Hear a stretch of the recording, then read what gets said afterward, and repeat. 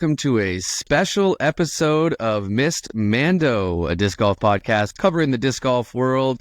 Today, we are going to be focusing on Ontario, though. This is a special episode for the recap finale of our 2024 Top Ontario Courses vote. I'm your host, Robbie Holden. Joining me, as always, are my friends and co-hosts, Sean Galbraith and Galen Naidu-Harris. Let's jump right into this, guys. We are going to start with a little recap of what we've gone through so far, and I'll start with just a little bit about the course vote. I got the inspiration from somebody on Disc Golf Ontario that was posting about just top 10 courses in Ontario, and asking people theirs. A bunch of people were commenting in, and it just kind of inspired me to want to get kind of a better metric on that, a better way to see the data on that sort of thing, not just through a bunch of Facebook comments. So the way that I went about it was I literally just thought of an MVP vote. That's the exact way that I thought about it, was, being able to vote for multiple people for first, second, third, and accumulate the total points to really give the best kind of average. And first time I've ever done anything like this, it was a blast. I mean, I've really enjoyed seeing everybody's response on Facebook and the engagement that I'm seeing from everybody. People excited for my posts every day as I'm going through the countdown. And like I said, we did 11 to 25 in one big post, and then we've counted down courses 10 through 2 already on Disc Golf Ontario when you're listening to this. And tonight we are going to reveal the top course with a special interview with the course designer as well. But let's start with a little bit of recap from what we have gone through already. And Shawnee G, let's throw it over to you to go through the first little section of courses we have already reviewed in our top course list. We're going to start with the 25th highest vote course, which was Mohawk in Brantford, a great little park course. Next was Fireman's in Niagara Falls, coming in at number 24. Thought this might have been a bit higher. Fun course. Yeah, great course. Number 23 is a new course in the Ontario scene, Cedar Creek, a private course in Durham. From what I understand, this could be a potential challenger for much higher up on the list in future votes. A good championship level course. I haven't played. This has got to take. Sorry, I was going to say this has got to take the award for maybe the most slept on course in the vote from what I'm seeing in the comments so far, just because it's so new and not enough people have been out to it yet. But from everyone that has, are saying that, they put it in their top 5, definitely in their top 10. So as I do this every year, we'll see Cedar Creek start to move up the rankings, I'm sure. That's my hunch as well. I mean, I think they only had their first tournament there with the Lake Ontario Open. So yeah, I think that more was people first. Get to see it, more people will love it. Yep. Next, at number 22 is the venerable V.A. Barry down in St. Thomas, home of the Flats Classic, another great park course with 2 very extremely hilly holes. Third oldest course in Ontario. Yep.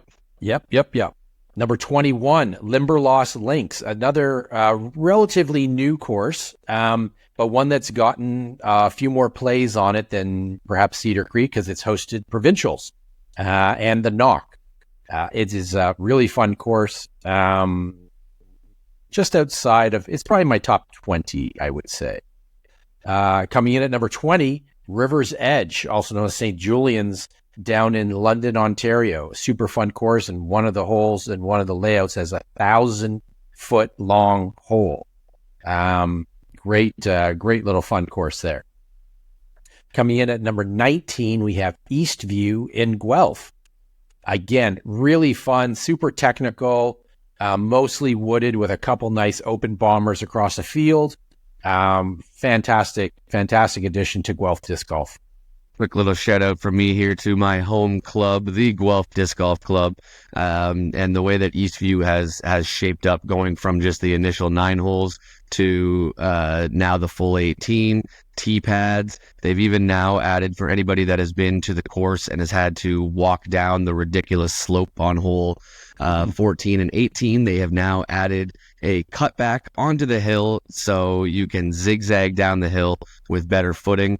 I believe they're going to add a second one because that one's more in front of 18. I think they're going to add a second one that's more in front of 14, but they're so close to each other that right now you can get there from 14, and it still makes it a heck of a lot better than just having to go down that hill, especially if, like Galen and I during league night one time, play in the middle of a thunderstorm and that hill's a little wet.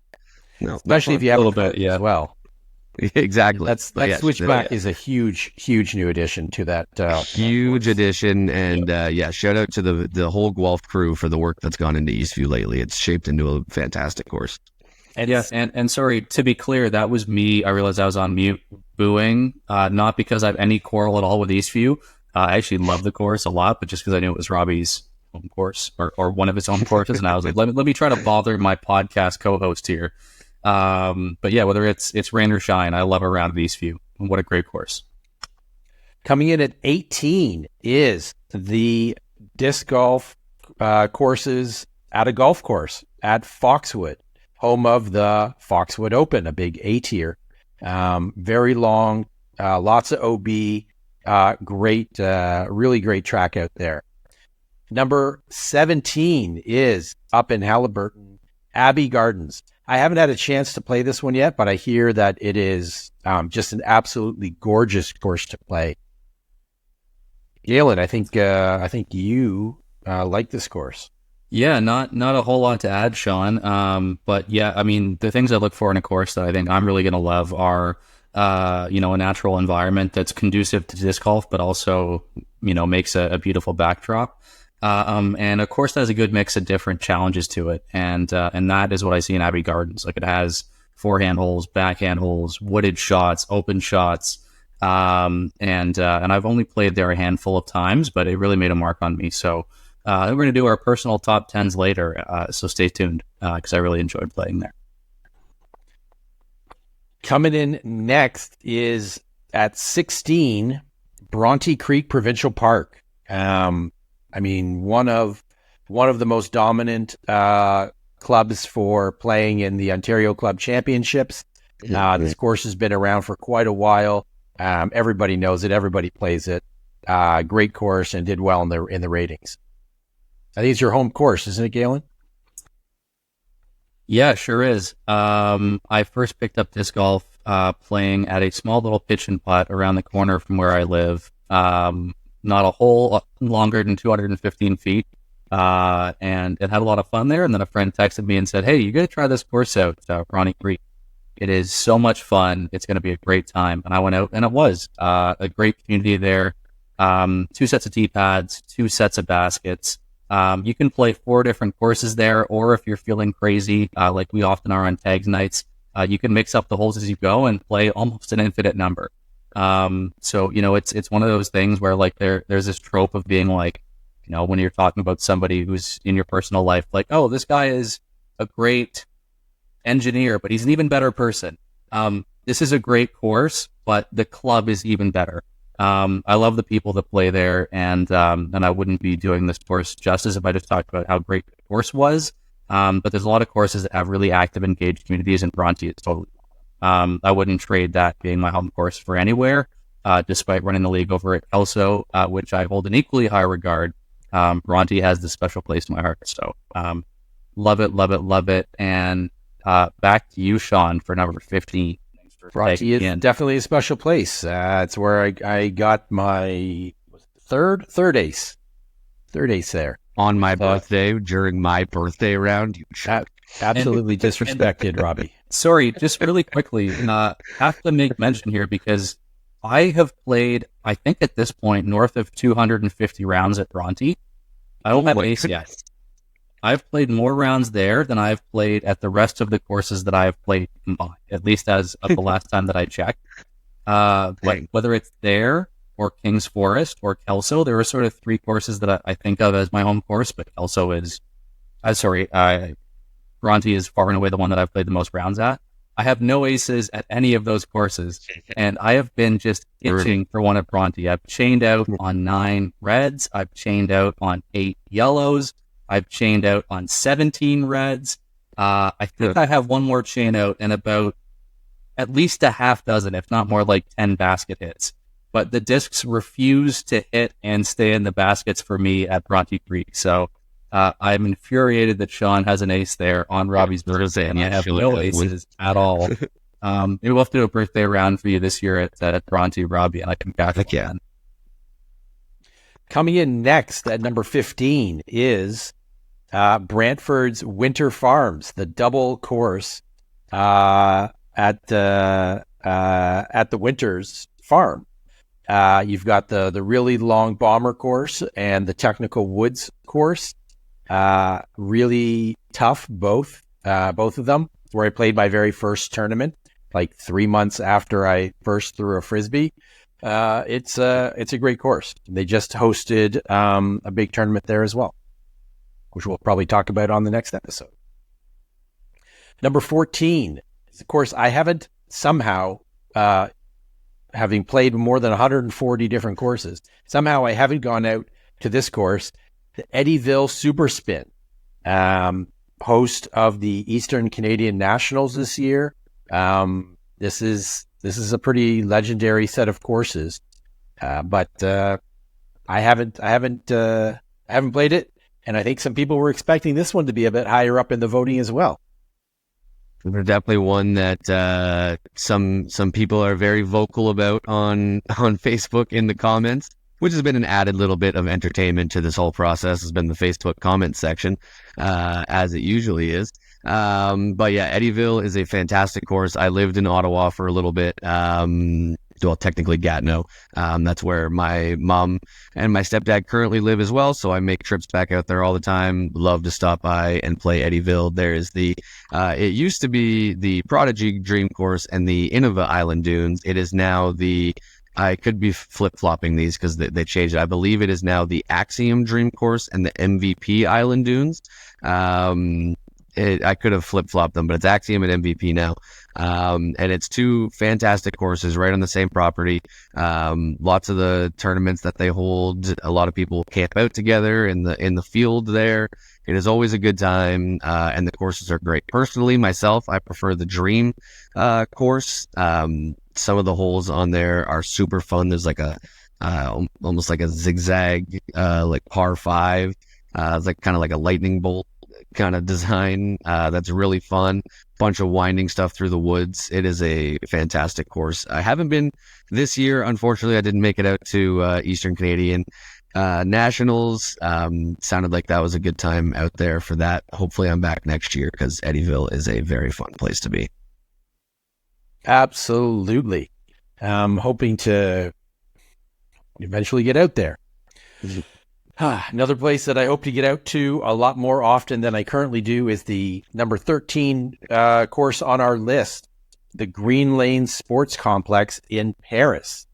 What a fun, shorter length, super technical with a couple nice longer holes and the big elevation downhill shot.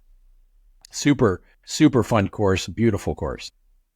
Coming in at number 12 is our first, and I think only seasonal course. The King's Forest Golf Course in Hamilton, where I got my 4th ace. Let me see here. Yeah. There's at least one other course on the top 25 where I based at. This is such a great golf course style course. It is tough. It is super fun, and it is really well designed. Sadly, it's only open after the ball golfers go home to hibernate. The disc golfers can come out and play. Number 11, Barry's own Sandy Hollow, the 20-hole track that's 2 courses in one, basically. You've got the flats and the park-style course up top, and then you've got the technical valleys going up and down for the back half. Super, super, super fun course. Not surprised to see it on the list. No, I love Sandy Hollow. Let's go to Galen for number 10. Yeah, of course. And I've gone back and forth a few times on my top 10, and we're going to get to our personal top 10s a little bit later in the episode. But Sandy Hollow is one that was like right on that cusp for me, and I was reminded how much I love it. And we played a few of us a couple weeks back at the tournament. So it, like very, very close voting, and I think very, very close in the three of our hearts as far as who ranked where. I know I sort of agonized about it a few times. Moving on to the top 10, though, these ones are ones that we've also shared online, at least as of the time of recording, most of them. But Dad's Muskoka is a course that, again, is very, very dear to my heart. The same friend that reintroduced me to disc golf after a decades-long hiatus plays here as his home course. Brad Sharp brought me out to Dad's Muskoka when I was visiting my in-laws at this point, like 3 or so years ago, and I just fell in love. I mean, it's almost entirely wooded. It is incredibly difficult. There are a lot of things that I could say about it that, about things I really enjoyed. There are a lot of things that I could say that I really hated about playing it, but none of them have to do with the course. They have to do with my ability to play the course well. And I always have a great time when I'm out there. It's right off the highway, and if you're driving up north for anything, it's worth a stop off the highway. So that's number 10, Dad's Muskoka. The only course in the top 10 that I haven't played, sadly, and I've made plenty of drives right past it, right along that highway, as you mentioned, Galen. So I really have no excuse, and I do have, coming up, provincials coming up. We'll have to be driving up right by it to get there. So I will be crossing Dad's and Muskoka off my list finally in the next month or so. Thank goodness. And just also another little quick note as we go through the top 10, just because we have this info, I want to give a quick little shout out to the course designers as we go through this top 10 section. And this course was built by a local not-for-profit group called Dad's of Muskoka. That is why the course has its name. So it was built by that nonprofit group I have it here. Do I have it here in front of me? I thought I had it in the info. 2014. 2014 is when it first opened. So shout out to the Dads of Muskoka crew. A decade for the dads. Yeah, we'd love to see it. Cross that off your list, buddy. It's been far too long you've been playing for you to have not played that course. So make a pit stop. It's worth it. And number 9, to move on, we have White Spruce, a course that is spruce that I also love, whether it's Jangle Aqua or a casual round on the way back from work. Always worth the stop, always worth some time. Some really challenging holes. I would say some fair tee pad positions and some ones that make me want to pull my hair out, but I'm always having a good time when I play. And Shawnee G, I know this is your home course, so anything you want to add about White Spruce? Because I'd love to hear from you. What more can be said about White Spruce that isn't fully captured by the spruce yelling that you hear echoing throughout every disc golf course throughout the land whenever we are present, especially at Pro Tour events like D-Glow, which we'll drop in the comments in the show notes in case you haven't seen it yet. Well done, Lauren. Very well done. Love Spruce, and it just keeps getting better with the new tee pad project. Almost all new tee pads for most of the holes. All the shorts are done. I think they're working on the longs now. The course is at its peak in October with the leaves are down and you can actually hit lines because the forest can be a little bit dense. I absolutely love the Spruce, and definitely Jangle Aqua is the tournament of the year that everybody should attend. Spruce is special to me too. This is where I played my first ever round of disc golf back in 2007. For those familiar with White Spruce, right beside the short tee pad, there's a giant bush. my first ever throw in disc golf went straight sideways into the said bush. But I fell in love with it nonetheless. It's hard not to fall in love with disc golf at White Spruce. Just being able to, it's not a long course at all. It can be from whites, and especially the blues can definitely be tough. But like even still to this day, going out and playing a round of just shorts at White Spruce and just throwing putters down wooded lines is so satisfying. And like that's what made me fall in love with disc golf. Especially like Sean said, as it gets to this time of year when the leaves start to change color and the full White Spruce magic comes out in full effect. So, I love White Spruce, and shout out to Glenn Forbes of Buzzy Chains that originally designed this course, and which also is a little bit of a cool side note. Glenn is the guy that originally got me into disc golf. My uncle worked with him in Orangeville. There was at the time a course in Hockley Valley as well. That was removed in like 2011 or something like that. So I only got to play it for the first few years that I played. But similar to anybody that played Chicopee, it was like a 9-hole version of that, going up the side of the ski hill and then back down at the end. Super fun. But yeah, he got me into it, took me out to White Spruce, taught me how to throw and all that sort of stuff. So I haven't talked to him in literally years. So to have his name pop up again as I've been doing this process of shouting out course directors of these amazing course designers of these amazing courses in Ontario, it was really cool to see his name pop up. So shout out to Glenn, got a course in the top 10. Yeah, so we talked about Jangalaqua, the Halloween doubles event. So I'm thinking I might dress up as Robbie. I'm gonna wear my Miss Mando hat, Miss Mando shirt, keep the beard, and just shoot like 80 points better when I'm playing disc golf above my rating. Oh, That's all I'll need. Is that all you have to do? Damn it. Should have tried that. Yeah. He's a method actor. Yeah. We'll see if I can pull it off. No promises. So that's number 9. Coming in at number 8, we have Oat Goat. Much as we were talking about a second ago, of course, that I feel odd that I haven't played yet. I'm going to make some time to play it as soon as I can. But Shawnee G, I think you have some thoughts you wanted to add on Oat Goat since I haven't played it. So this weekend is the Innova Rip Q Series event, and I'm so excited for the top, some of the top level pros in our sport to absolutely shred this course.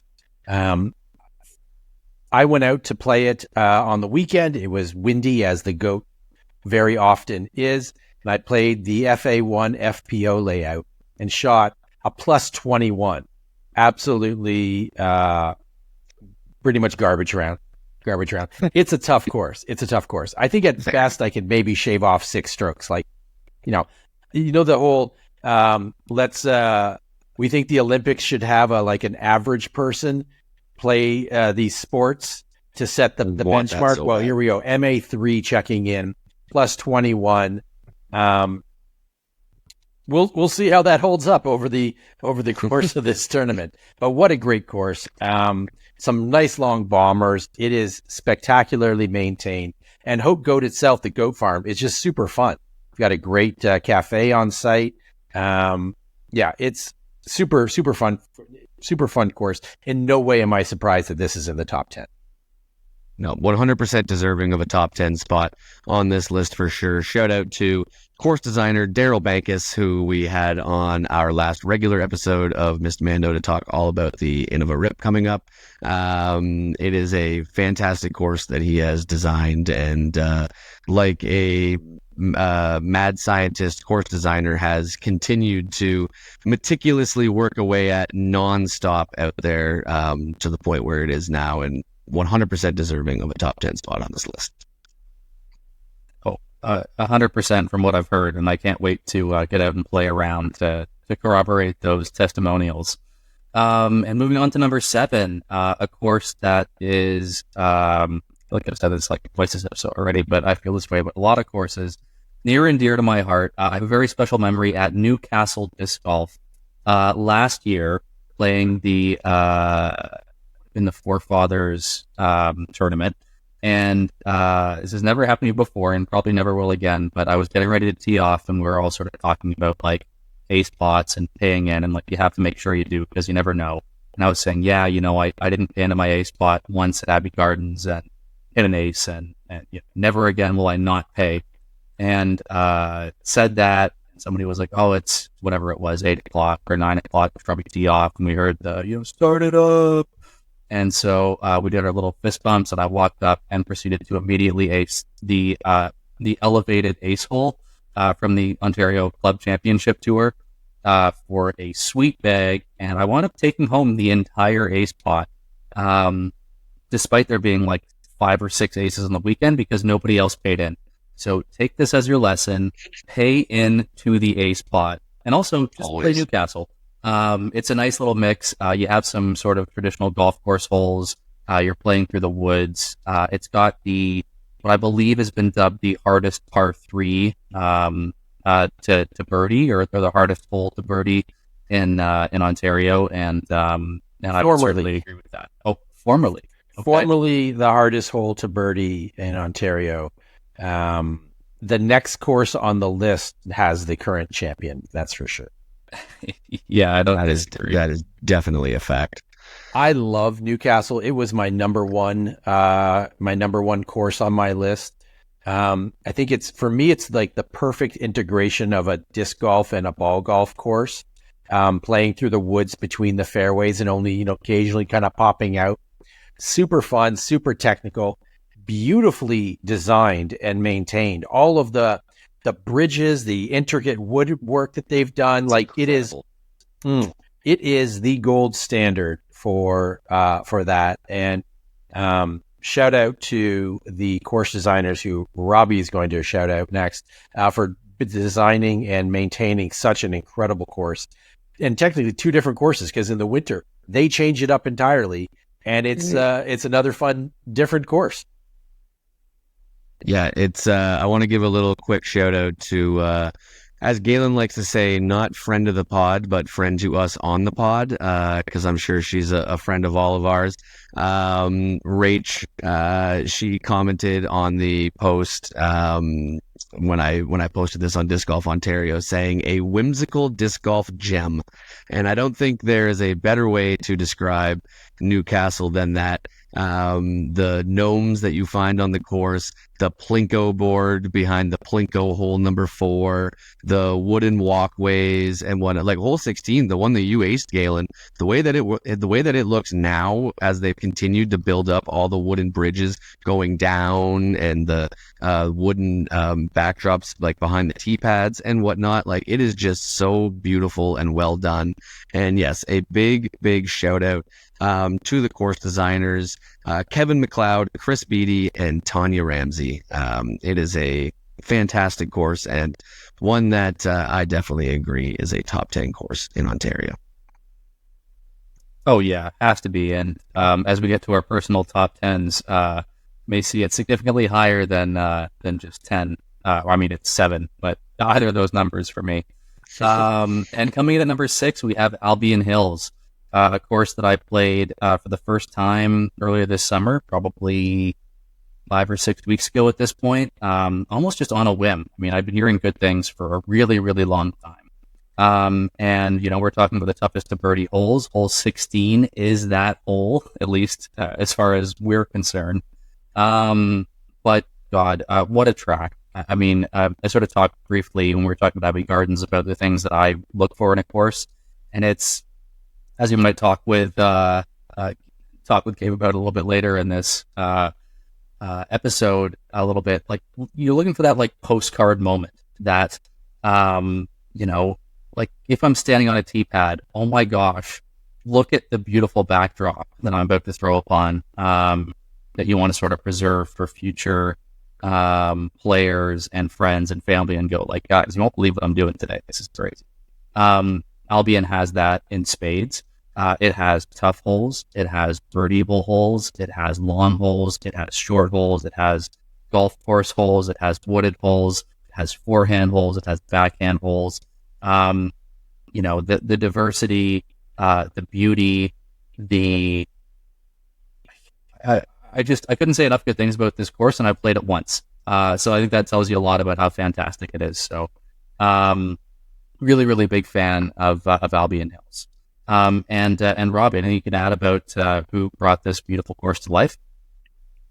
Yep, Albion Hills was designed and installed by the wonderful duo of Chainlink Disc Golf, Jeff McKeegan and Kira.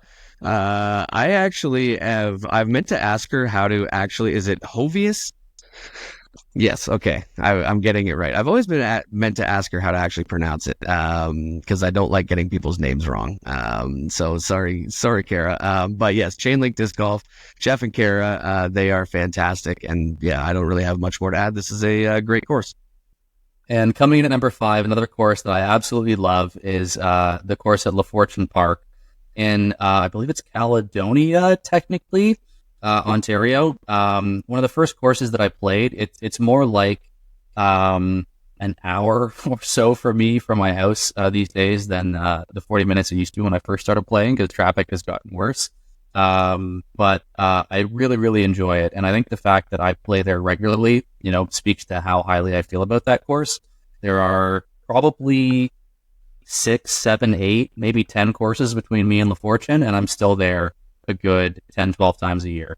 It has a great mix, as we were sort of talking about with our last course, of courses that challenge right-hand dominant players, left-hand dominant players, that sort of run through the woods and have tighter fairways, that are wide open and have the ability for you to open your arm up a little bit.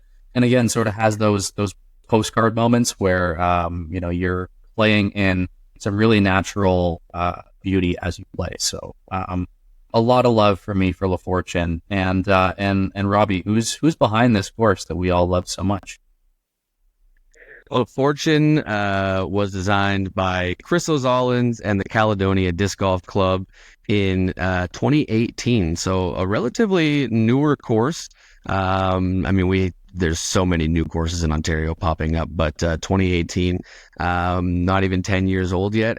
But this was one of the courses that surprised me the most in this vote, not because it's not deserving. It is a absolutely fantastic course. It just doesn't get talked about enough.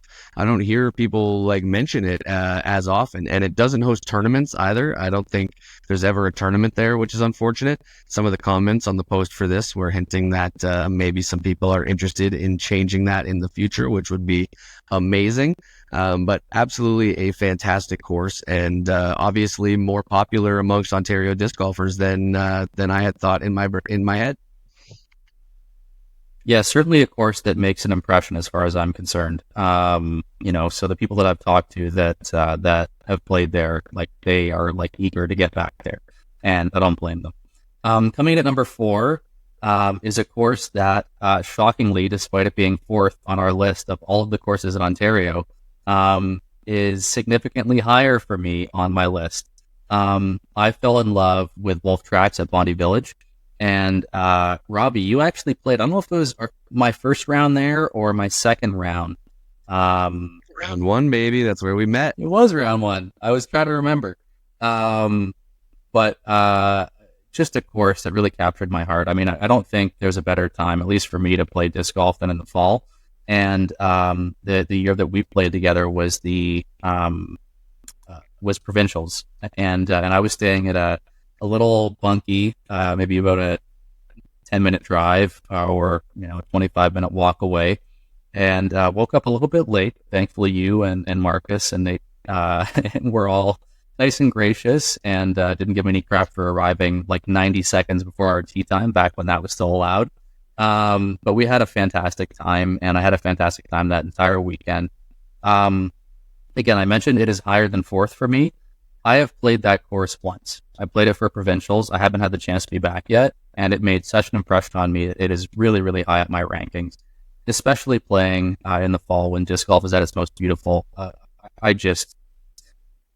There's no better way to say it than I fell in love. The course is gorgeous. It is challenging, but the pars are fair. And if you have a couple of good friends like Robbie and Marcus and Nate with you when you're playing, you're not. So a huge, huge fan of Wolf Tracks.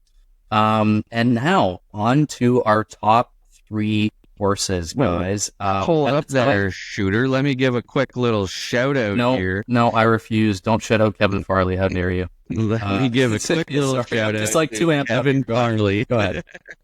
Yeah, you mentioned it. Let's give a quick little shout out. Kevin Farley of Fluent Disc Sport, who is the course designer for this one. And yeah, it's an absolutely fantastic course. I can't wait to be there again this year for another provincials. Yeah, go check it out when you're up in that area. It is well worth the drive up, even on a weekend, especially like we said, we're getting into the best time of year for disc golf in Ontario with changing colors and the cooler temperatures. So well worth a weekend trip out to the Huntsville area to check out that one. Oh, 100%. And yeah, unfortunately, as of yet, I haven't qualified for provincials, but even if I had, my best friend is getting married that weekend. So we'll just say that I'm choosing not to qualify because I'm not available. So I just, I was like taking strokes off to make sure that I didn't qualify for provincials. But I am thinking that I would love to play I think it's the Battle of the Alphas, they're calling it, as of the time we're recording in about 3 weeks. Trying to figure out if I can make that work. But my goodness, any chance I can find time to get up there, I'm really happy. Okay, so now that we've shouted out Kevin and the fantastic course that he designed, let's shoot over to our top three, and all courses that, as we were sort of talking about before, I am not surprised that any of these three are in our top three at all. There's one that, as we'll chat about a bit later, I haven't gotten the chance to play yet, but the reviews are off the charts. The photos that I've seen, the recorded rounds that I've seen, I'm like, I get it. But as far as a course that I have played, at number 3, we have Christie Lake. This is one of those courses that is between me and La Fortune. I was talking about those 7 or 8 courses that might actually keep me from getting out there a little bit more often. Because if I'm trying to change things up from, I don't know what that was. That was maybe something deep in my soul telling me that I shouldn't talk about driving past Bronte Creek. That is a little bit further than Bronte. But between me and La Fortune, Christie Lake is fantastic. I mean, it's got everything that you look for. It has some really, really beautiful lines, some challenging lines. Depending on the layout you play, it can be a challenging set of pars or a set of pars that I think can be pretty fair. But I don't know that I've met, honestly, anyone that I've played Christie Lake with that has been dissatisfied with their playing experience, except the people that are married to the score that they took. But like anytime I've taken a new player out to Christie Lake and gone, oh, you got to check this out, they have left absolutely starstruck, and I don't blame them. And Robbie, over to you for a shout out to course designers. Yes, absolutely. Did you have something, Sean? I love Christie Lake. It's definitely on my list of top 10 that we'll get to. I love that it works in the forest so beautifully well. I like that they kept the whole sponsorship sign that had a picture of my dog on hole 1 for like a year and a half. Apparently has just disappeared. So I think I need to go guerrilla style and install it myself. Make this a permanent feature. I love the when they carve the words in the hole 6 into the field. It's just a beautiful, beautiful course, and absolutely worthy of the top 3. This is a fantastic course. This was the only course that in the vote received over 200 total votes. It received 208 total votes, which is just enough to put it just over getting 50% voted on. So basically exactly 50% of all ballots in this voting had Christie Lake somewhere in their top 10. And a big shout out once again to Glenn Forbes of Buzzy Chains, as well as Bruce Harshnitz, who both designed this course back in 2008. So that makes 2 courses in the top 10 for Glenn of Buzzy Chains, which is super cool for me to hear. As like I said, as he was the guy that got me into disc golf. That's super cool to hear. But I love Christie Lake. It holds an even more special place in my heart now, after taking down the Christie Lake Spring Fling this year, in pretty dramatic fashion, choking away a crazy lead and then hitting an insane putt in a playoff. That was wild. So it holds an even more special place in my heart now, but it's just a beautiful place to be out and play some disc golf. Never a bad day when you're out at Christie Lake in my mind. Oh, totally. And that's sort of what I was alluding to. And I was like, I don't know that I've taken anybody who hasn't played there before to Christie Lake for their first round there and not had just like a rave review after they finished playing. So I was sort of making like head blown emotions as you were talking about the fact that it's got more votes than anybody else. And I thought about it. I was like, it's actually not shocking to me. That's very cool, but I'm not surprised that people that have played there love that course. So. And as of the time that we are recording now, this is brand new information. It won't be when people hear this podcast, but coming in at number 2, we have Toronto Island, a course that really, really knows how to run a tournament. And I think the fact that it is so isolated from civilization in some ways, and yet ranks so dang high on our list, really speaks to how fantastic that course is. It is a course that, interestingly enough, I've played some of the worst rounds of disc golf in my life at. Like, I've played it for the GTA Cup when I was representing Bronte, I believe a season and a half ago.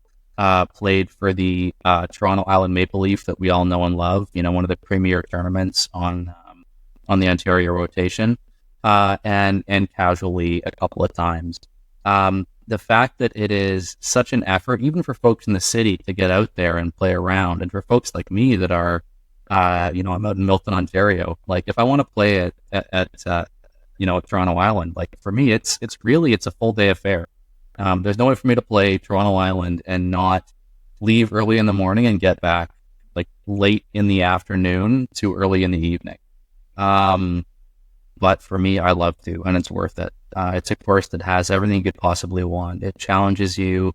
You have that beautiful natural landscape. And again, there's not a thing bad that I could say about it besides that I'm bad at playing it. It's a course that I really, really love. And Robbie, who is behind Toronto Island, for those folks that don't know just yet.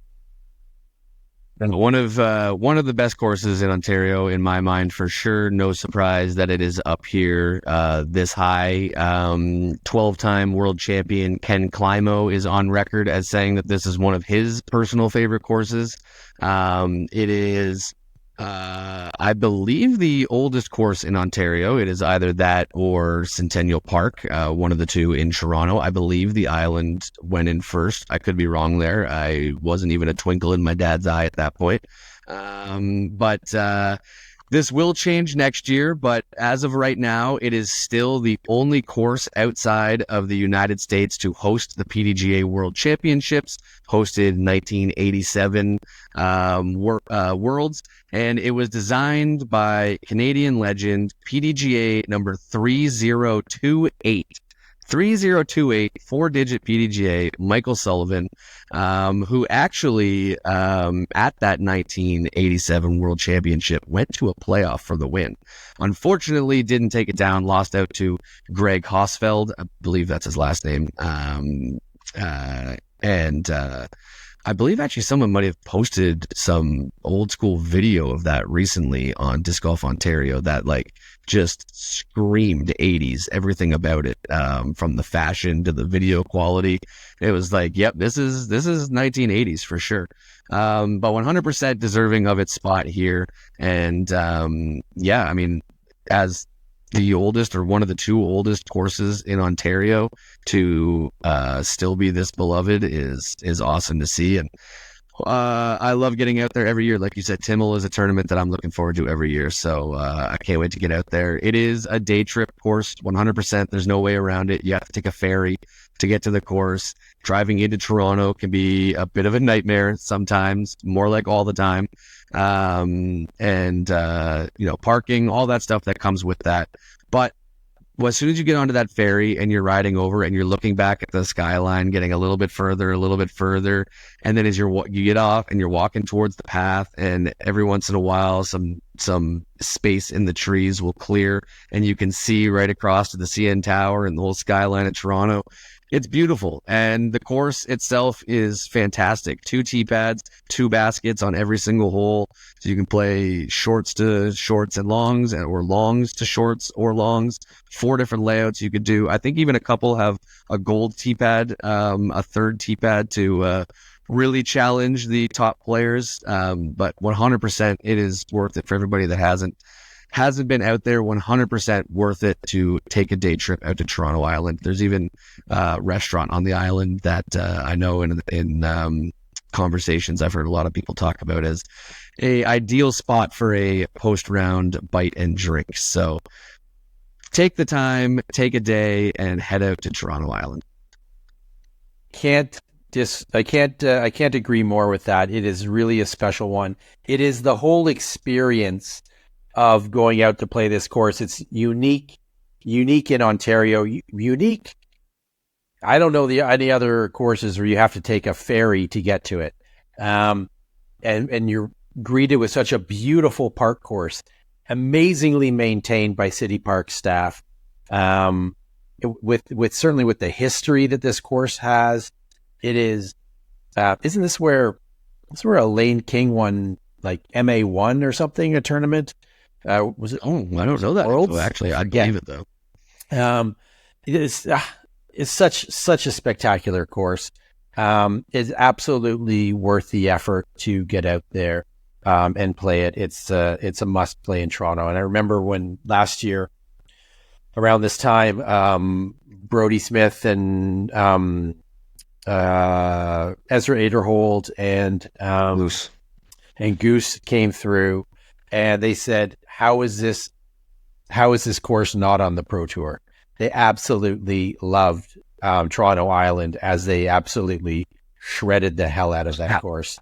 Like a week after I played a tournament there, so the course was fresh in my brain of how bad I was at it, and then I just get to watch them shoot. I think they played triples together or something like that, trying to just go perfect, and I think they shot like 15 under. Oh, it's a great video. Definitely you should watch it if you haven't played the course. It's a fun intro to it. Absolutely worthy of the silver medal in this vote. Yeah, 100%. And Couldn't agree more. Like, again, the fact that it is a bit of a mission to get out there, the fact that it's still, like, even if you live in Toronto, even if you are as close as physically possible besides living on the island, it is a mission to get there. It's a lot of effort. It's a lot of time.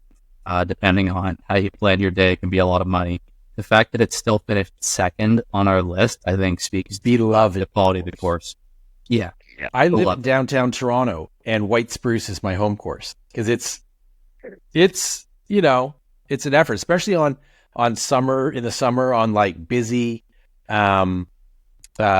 ferry days, or you have to take the water taxi out. Like it is an effort to get there, and that effort is absolutely rewarded with amazing disc golf.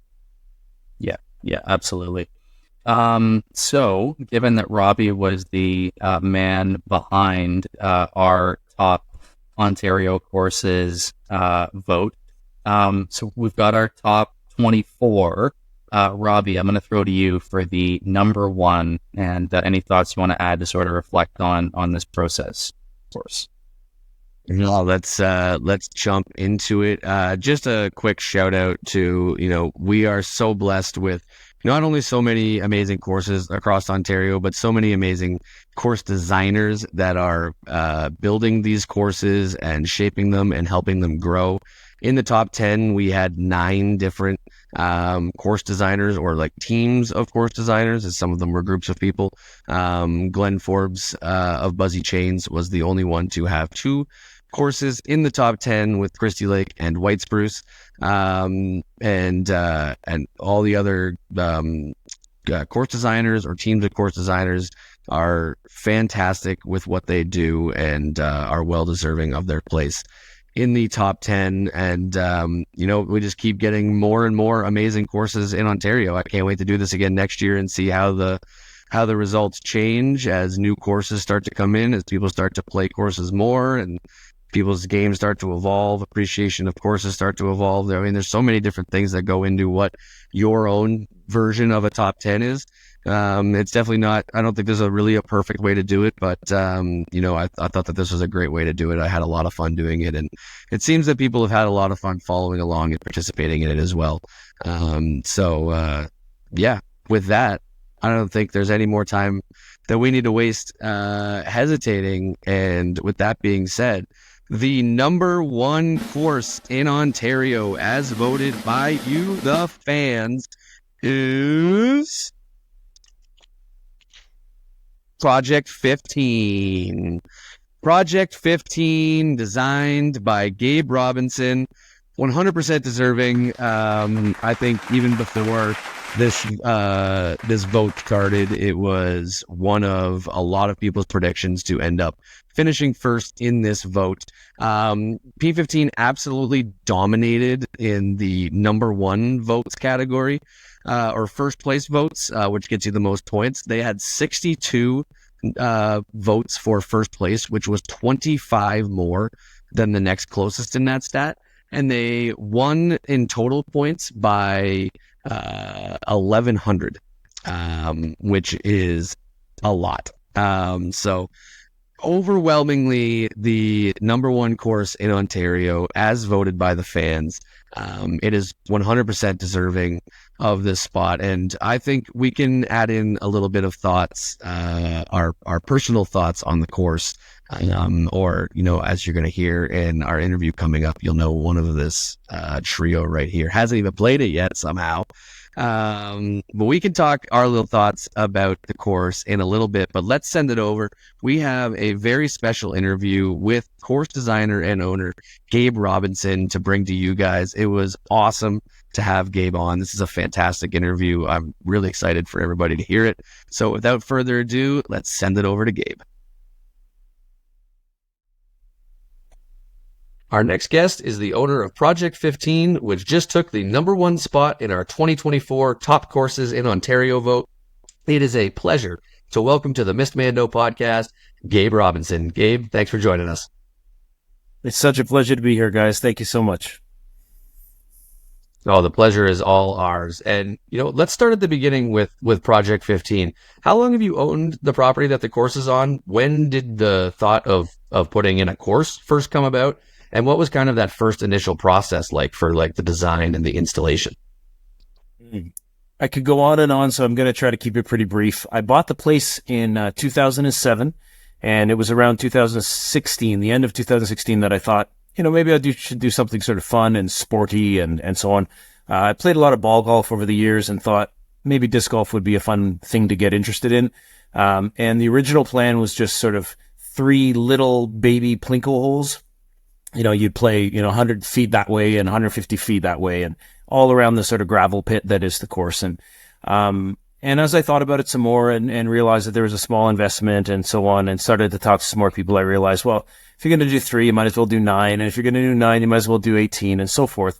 There's some other pressure from the neighborhood to say Peterborough, as a disc golf community, part of which I was not yet, didn't need another short course or another 9-hole course or another, pitch and putt kind of course. What it, quote, needed, according to the locals, was a more serious course, something kind of like what this term people love to throw around, this championship course thing.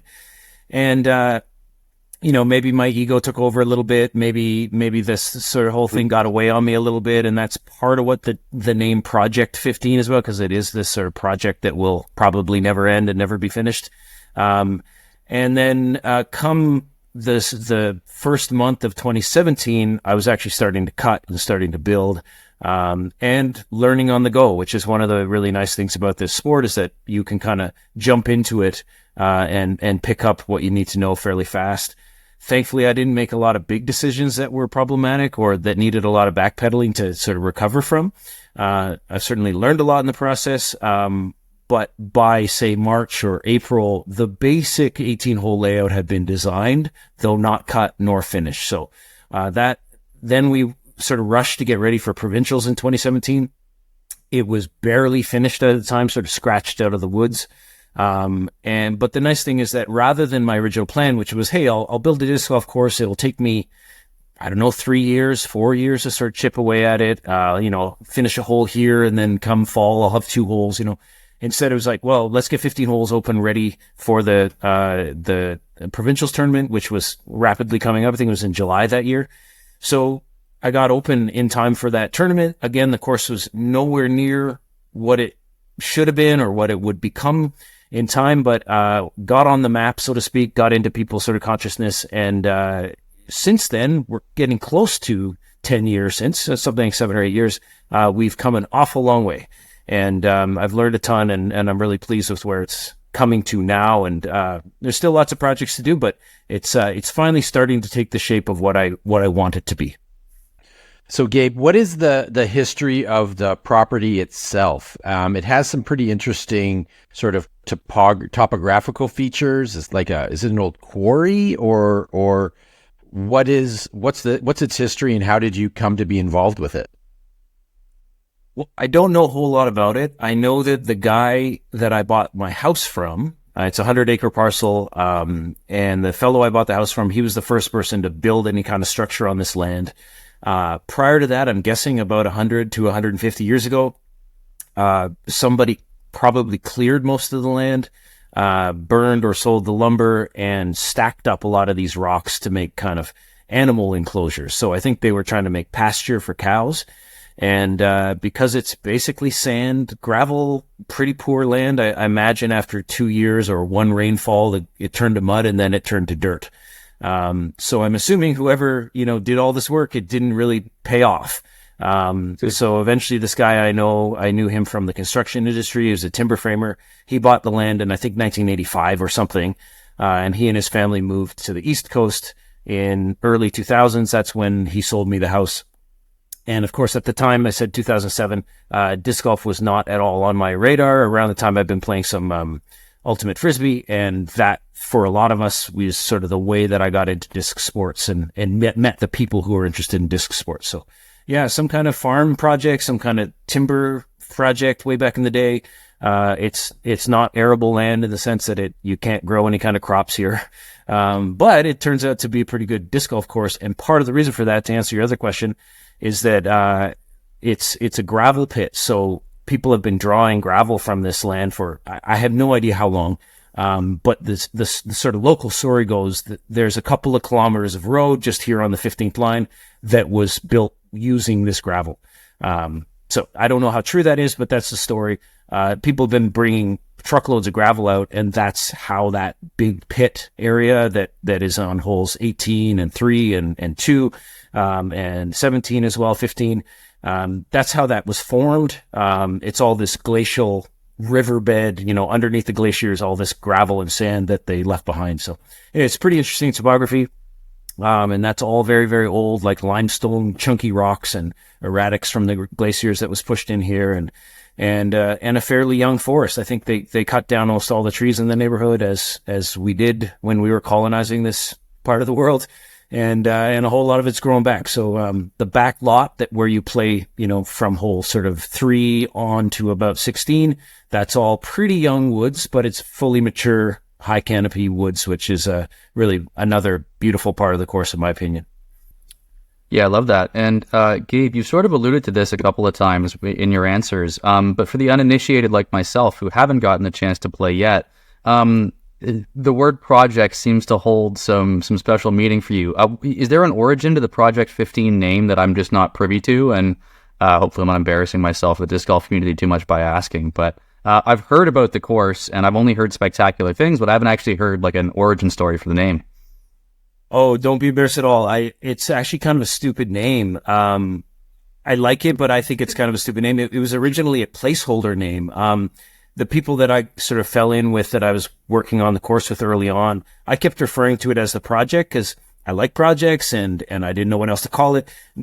Coming from the world of traditional golf, I assumed I would eventually come up with one of those golf names, like, a local animal and a local topographic or geological feature. So it'd be like, Vulture Valley or Beaver Pond or whatever. So I assumed I'd get to that sometime, and I ran through all the possible local animals and all the variations of rocks and trees and hills and so on. And I couldn't come up with anything very good, and I certainly couldn't come up with anything good in time for this original 2017 Provincials tournament. And I think what happened is my friend Carl Forbes, who you probably know, a good friend of mine, he said, like, hey, we're doing this tournament. What are you calling the course? And I went, I still don't know. I'll get back to you. And we all sort of ran out of time. And he just said, I'm going to, on Gabe's behalf, I'm going to call it Project 15, because he always says project, and it's on the 15th line.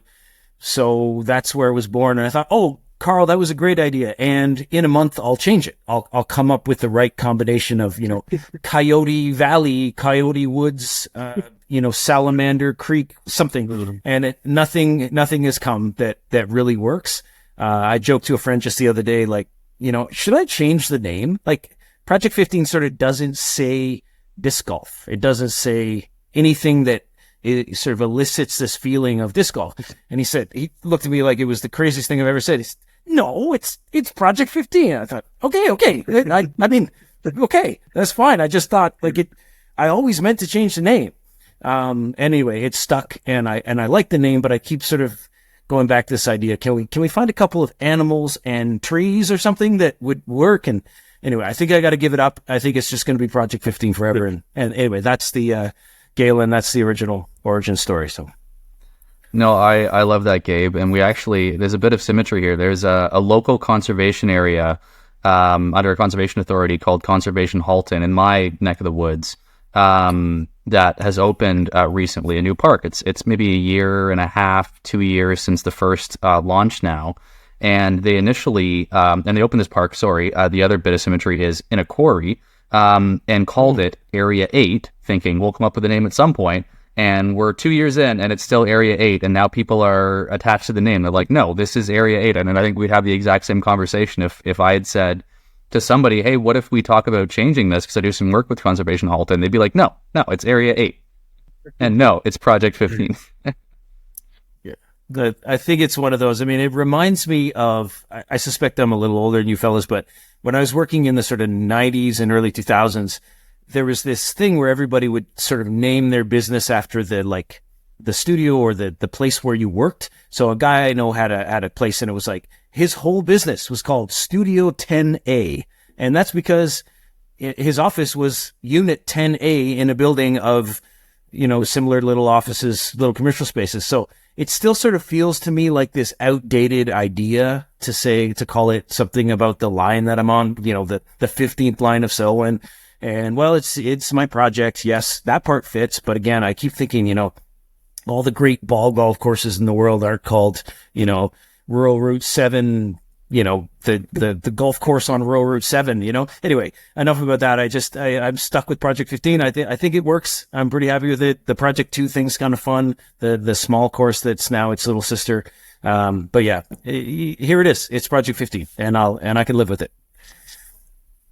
Honestly, that story makes the course name so much better in my books. That's you can't change it now just because all the history that went into this course name. So I'm with you there. But you've also mentioned a few times so far just talking about the overall topography and geographical nature of the course. How much maintenance does it take to keep the course playable during the year? That's a hell of a question. I don't have hard numbers for you. I'm going to guess that I'll spend, 60 or 80 hours a year cutting grass. There's some other work clearing tee pads. I pretty much leave it alone in the winter. There's a bit of leaf to deal with in the fall. But really, because it's kind of a project, yes, there's a maintenance thing, and call it 100 hours a year, just sort of keeping it together. But what the real problem is that I'd rather go out and make upgrades, improvements to holes. That particular tree that sort of bugs me, I'll cut that down and then, process there. That's a couple of hours of work. And I'd way rather do that than line trim to make hole 8 look okay. So I have to kind of pull myself away from the fun stuff.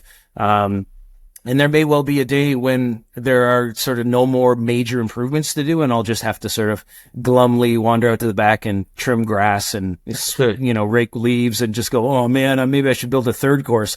But yeah, maintenance is intense. It's really heavy in the sort of the growth months in the middle of the summer. Roughly May till, early mid-August, something like that. It's finally cooled off, thankfully. The amount of work to do day to day or week to week to keep it sort of looking okay. So it's just this really busy chunk in the middle. But to answer your question, I'm going to say the overall just plain old maintenance would be sort of 80 to 100 hours a year of mowing mostly and line trimming. Yeah, you're kidding yourself if you think you're ever going to be finished making improvements. Yeah. I don't think so. Yeah, it's a good point.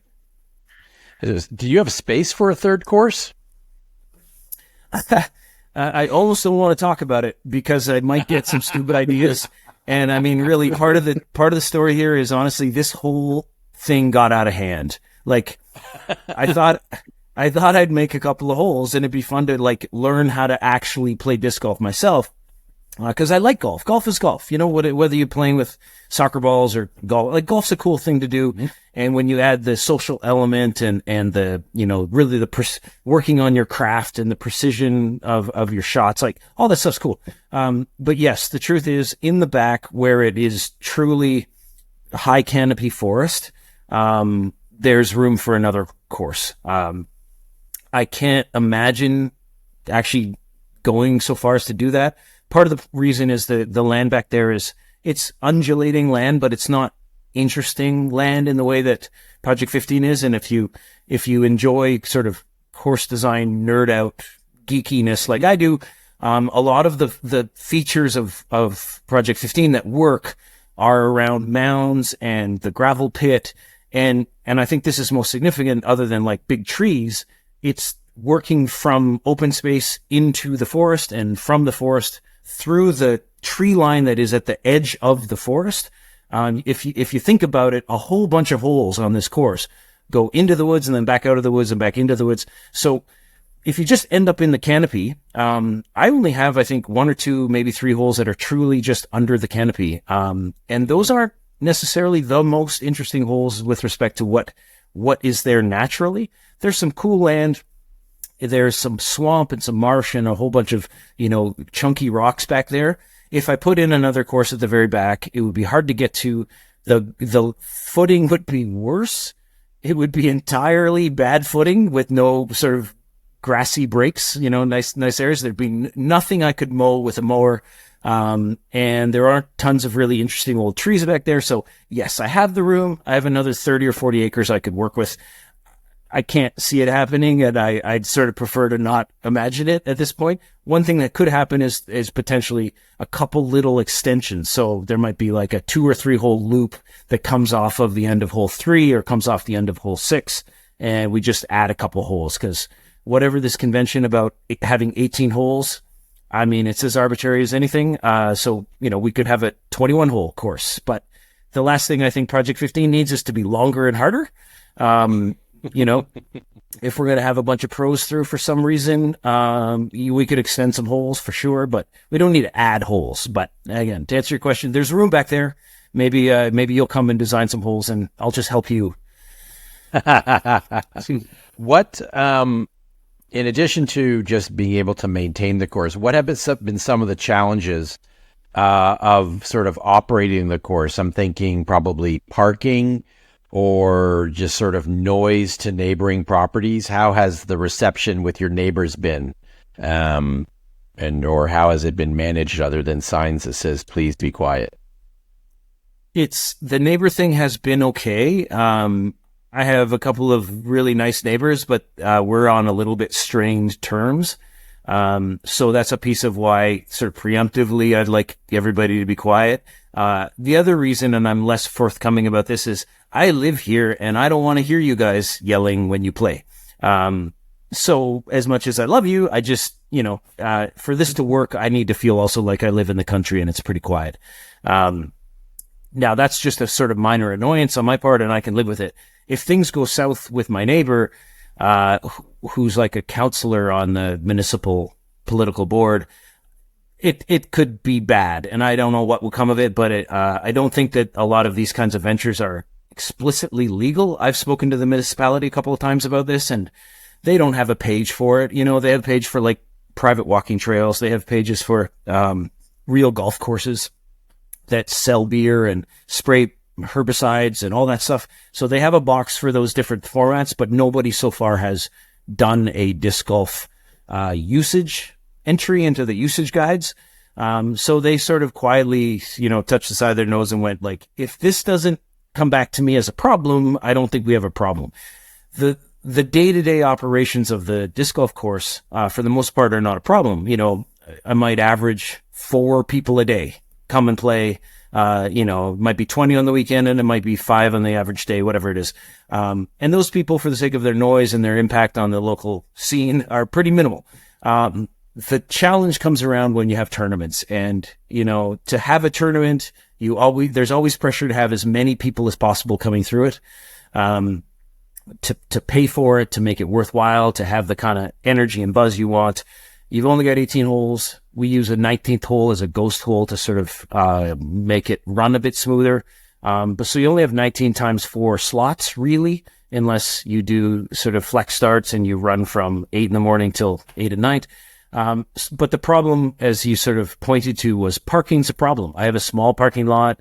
When I designed this course and built some of these basic amenities, I didn't understand what I might be getting into. I didn't know how much space I had to allot to run tournaments and to have people hanging around and to do the presentations after rounds and the pre-round stuff. And what I did know, I thought, it's probably sensible to keep that fairly small, but also I just thought I would have this course for myself in the background that was sort of a fun project that you had. And it's obviously people are interested in, but also part of the fun, as I learned later along, is having people out at your tournaments and getting 150 people through in 2 days, a couple rounds of 2 days, and the competition and all the things that come with tournaments. I mean, Robbie, I know you play a whole bunch of tournaments. There's a buzz. It's fun. But I didn't build the kind of theme park element with tons of parking and bathrooms and pro shops and all that stuff, and nor can I. I don't think I can do that with the municipal usage guide. So the 100 acres just to the west of me just sold, so I don't know what's going to happen to it. But in the back of my mind, I kept thinking, if we're ever going to do a big tournament, I might need that property for parking and a bunch of other things. So anyway, trying to answer your question, things are okay with the neighbors so far in a sort of don't ask, don't tell way. People have been really respectful over the years about being pretty quiet. Takes the odd reminder. There's a little information document I send to people before they play, which is usually pretty well received. So that doesn't seem to be a problem. But again, every time you try to get a tournament through and you get about 150 people or more, plus some volunteers, plus some people help with parking, all that stuff, it gets awfully tight. And overflow parking is a real challenge because the only spot you can really overflow into is now Project 2. So unless we can park on the road, which is a pretty high profile problem in my mind, that's really the bottleneck. And I have to rent porta potties. I don't have any kind of facilities that way. There's no electricity. There's no water. So, I know we're going to talk a little bit about your very cool, survey thing. But it reminds me partly about the UDisc stuff. I was recently named 5th in the province, by UDisc, which is great. Really happy about that. But it does raise the question of what exactly are we talking about here? People are rating your course out of 5 in half stars. And are we really just talking about how good the course is? Or are we also saying, well, I'll dock a couple points because there's no bathrooms and there's no garbage cans because Gabe doesn't want to deal with your garbage. Well, that sucks. There's no bathrooms, no tuck shop, no pro shop, no parking's kind of a pain. Gabe's up your nose about being quiet. Like, what the heck? Hey, I get it. Except what exactly are we talking about, UDisc? Are we talking about the best course in the province in disc golf terms? Or are we talking about, destination disc golf where you're looking for all this other stuff?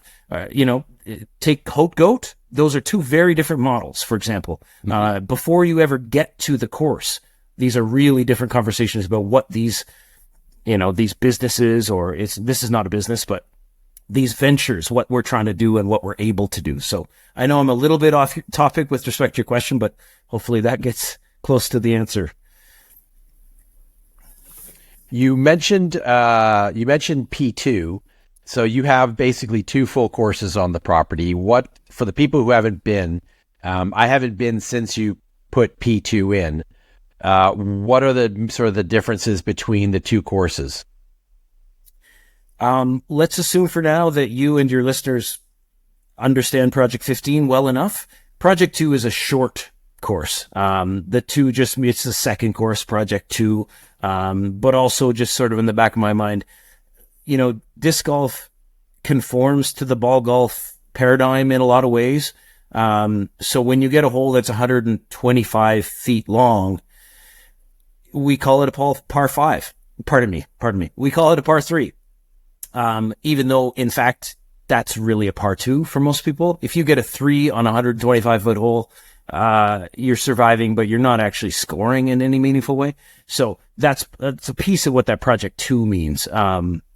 So it's a short course. I think the holes range from about 110 to about 280, maybe 300 feet. It's similar to Project 15 in the sense that it's sort of aesthetically grounded in the land. It's really, really trying to make sure it's sort of beautiful and interesting and uses features on each hole. So whether it's an elevation change or a big old tree that's really interesting or piles of rocks, whatever, you don't get any, and this is largely because of the land itself. You don't get any of these sort of fields with a basket in the far end of it. Every one is sort of short and narrow and twists and turns in some ways that I think are pretty fun. So I think it's fair to say that it's a lot like Project 15 in its shape and in its flavor, but its length is, of course, very, very short comparatively. I mean, you could go out there tomorrow with a putter and do fine. You probably want 4 or 5 different discs. And I think that speaks to the fact that the course is pretty good in the sense that it challenges you to throw a bunch of different shots. But you could absolutely do fine with a putter. And that was the idea. It fit into a corner or a piece of the property that I wasn't using for Project 15, except for overflow parking. So I ate that up. And the idea, again, it totally got out of hand. I was like, well, I can build like 3-4 holes that are short and fun and right by the house. And then, well, I might as well make 9. And then I went, oh my God, there's 18 holes here if I want to do it. And it was winter and I couldn't work on the main course. I went, okay, I don't know what happened, actually. I don't remember the moment that I decided to go for it. But next thing you know, I was building another course and, it got out of hand. Sensing a bit of a pattern with you here, Gabe. A bit of a exciting mad scientist. You just can't stop once you get going.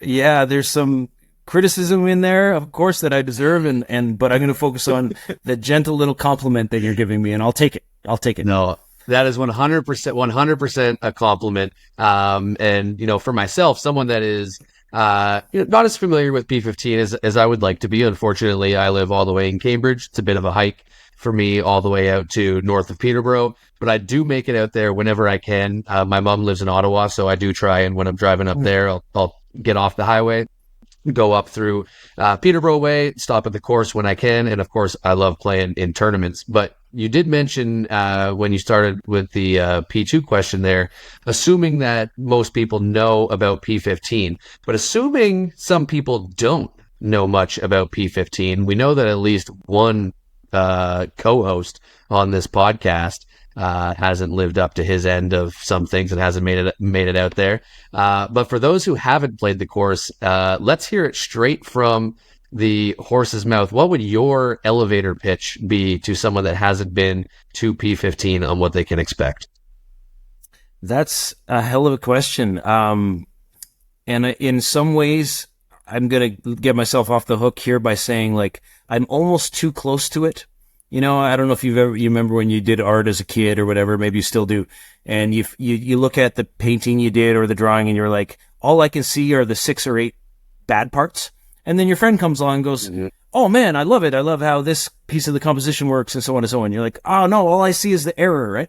So I'm not saying that I'm fixating on the errors. What I'm saying is that it's going to be hard to just sum it up in sort of quick terms, because to me, it's such a huge undertaking with so many wonderful things. Like, from the different kinds of holes and the things I'm really happy with. I could talk forever about the things that I'd like to improve. I could tell you about the nature. I tell you about the geology. Anyway,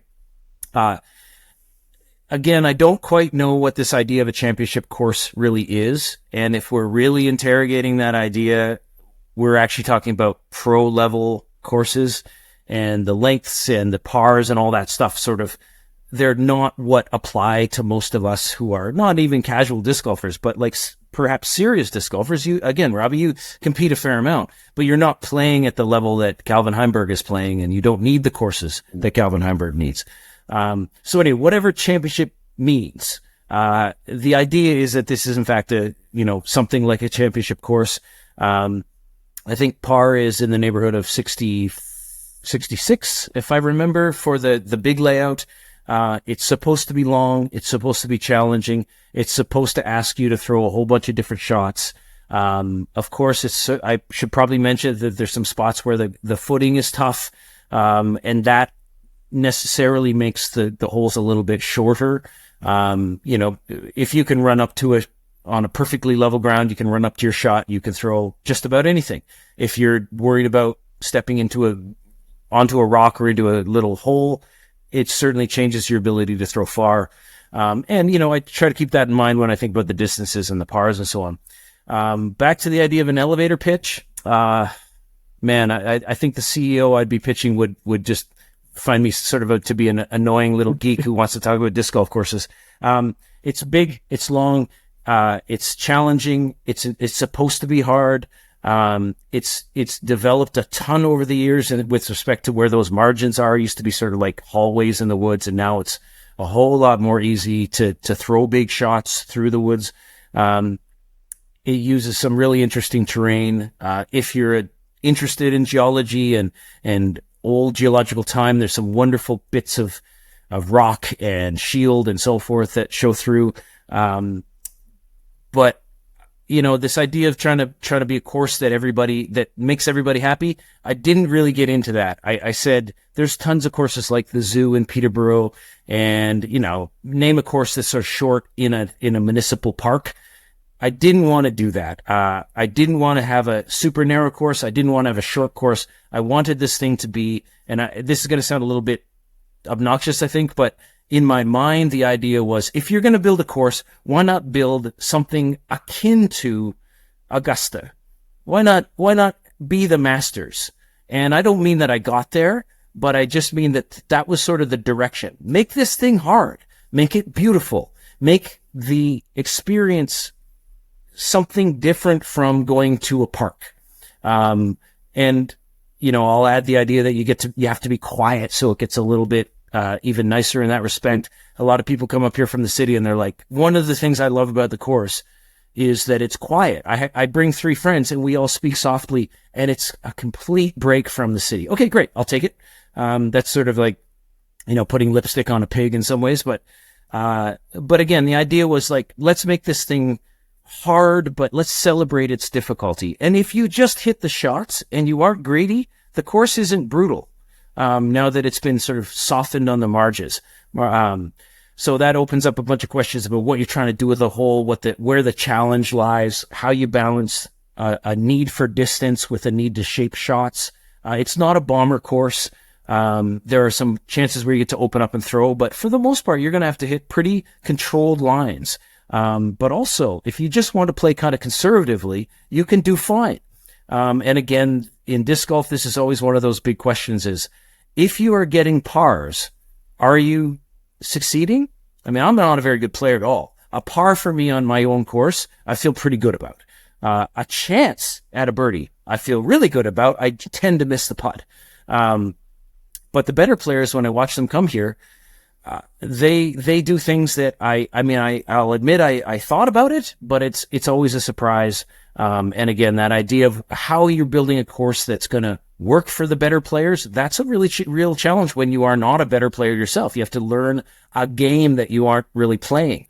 And then working back in the other direction, adding shorter tees, adding different layouts, adding different basket positions. All that stuff is intended to sort of widen its sort of appeal and its application so that, Robbie, you could say, I'm going to have a tournament here. I want to bring 20 of my buddies. None of them are great disc golfers. No problem. We're going to play the shorts. I'm going to shorten up all the baskets. We'll make this thing really accessible to you guys. No problem. Easy. That's fun. We turn around. We have the Project 15 open in the spring. Let's make it as hard as we can in a way that's still fun and playable. So, again, I don't know if I really answer your question, man, but there's the elevator pitch. I told you I'd sort of overdo it. So. No, you absolutely, We love it. You nailed that, and you've sort of got me thinking. I mean, hearing you talk about course design and disc golf, like I'm really impressed, man. How did you learn course design? Any guiding principles you want to share? I mean, listening to you tonight, it's really clear you have a really good understanding of, how to build a hole, how to build a course, what things to think about. You have a really solid understanding, and I'm not surprised that your course took down the top place in Robbie's poll. So anything you want to sort of highlight about how you learned about course design, or what you sort of think of as you're building out a course like P15 or P2? I appreciate the praise. Thank you. Again, I came from the world of ball golf, and even when I played ball golf, and I still do, I've always been sort of interested in the land and the holes and the shapes. And I'll share with you an idea that came to me very early in this project. And I certainly didn't go take a course. Maybe I should have. But there's a term called autodidact, people who teach themselves stuff. Unfortunately, I'm one of those guys. And I took great pleasure, and I still take great pleasure in learning this stuff and talking about it with people and getting advice and input from lots of people. I really appreciate that stuff. Here's the idea that has been perhaps one of the most central guiding theories for me working on this project. There's sort of two things that need to happen, in my opinion, on the tee. You have to stand on the tee and look at the hole, and the shape of what the shot is, or the thing that you have to do, has to be very apparent. If you stand there and go, what am I supposed to do here? Where's the basket? The hole isn't working properly. So there's a sense here. What I'm talking about is I call it the sort of puzzle factor. Disc golf is a dynamic, real-time puzzle, right? You have to throw this thing and make it fly through the air and avoid certain things and go certain distances. And that's a whole lot like a puzzle. It's a dynamic puzzle because you have to actually execute the throw. So the puzzle factor in the hole, the disc golf hole, has to lay itself out before you so that you know what the hell to do. I'm sure you stood on tees and gone, this is annoying. I don't really know what I'm supposed to do. I guess I throw it up there, and then after that, I hopefully then I'll know what to do. In my opinion, that's not a terribly successful puzzle factor as it goes for a disc golf hole. The other part, and it's a whole lot less important for the sake of actually enjoying a disc golf round or a disc golf hole, but I think it's crucial to the sort of elevating the whole experience of playing some disc golf. And I call this another of my stupid little phrases. This is the postcard factor. You should stand on the tee, and the thing should look pretty enough that you would imagine, well, if I took a snapshot and printed it out and wrote on the back and said, hey, Mom, I'm up at Project 15. This is hole 7. Isn't this beautiful? It should work, right? It should have been, I'll use this word from art, it should look like the hole was composed, right? It should have a look and a shape and this kind of recessional quality that draws you down the hole, and there should be interesting things to look at. And a tee and a basket in a park, it's fun to throw that hole, but it's not the same as what I'm talking about here when I say that has this postcard wow factor. So those two pieces for me have always been at the center of this project. The game itself, the puzzle, the dynamic puzzle of throwing discs and making them do what you want to avoid this thing and to get that far and set up your next shot, that stuff has to actually start to work on the tee, even on a par 5. And the other piece is this thing just has to be beautiful. It has to be interesting. It has to be exciting to be there. And some of us, when we're really in a game, we just sort of forget about that stuff. You're like, this is the shot. This is the disc. What's the wind doing? And so on. When you're chilling and you stand on the tee and you take a second and you're not in a rush, you should be able to go, man, this is gorgeous. I'm happy to be here. This is fun. And then you go play the game. But that beauty thing mixed with the actual game itself, those two pieces for me have to come to some kind of balance for this to work. And that's why I mess around and I cut trees and I move tee pads and I pile earth and I dig holes and I do all these things that are about lines and shapes and forms, some of which don't have a lot to do with the game, but they have a lot to do with your enjoyment and the view that you're experiencing on the tee. Other stuff is purely about the game. Sometimes there's a tree that I think is beautiful. It's a lovely tree. And sadly, it's got to go to make the game work, to make the whole work, to make the experience work. So those two pieces, try not to get too wordy about it, but those two pieces, to answer your question, Galen, those are kind of the guiding principles. There's 1,000 other things I could bore you with talking about course design and hole design, the two being sort of related but different.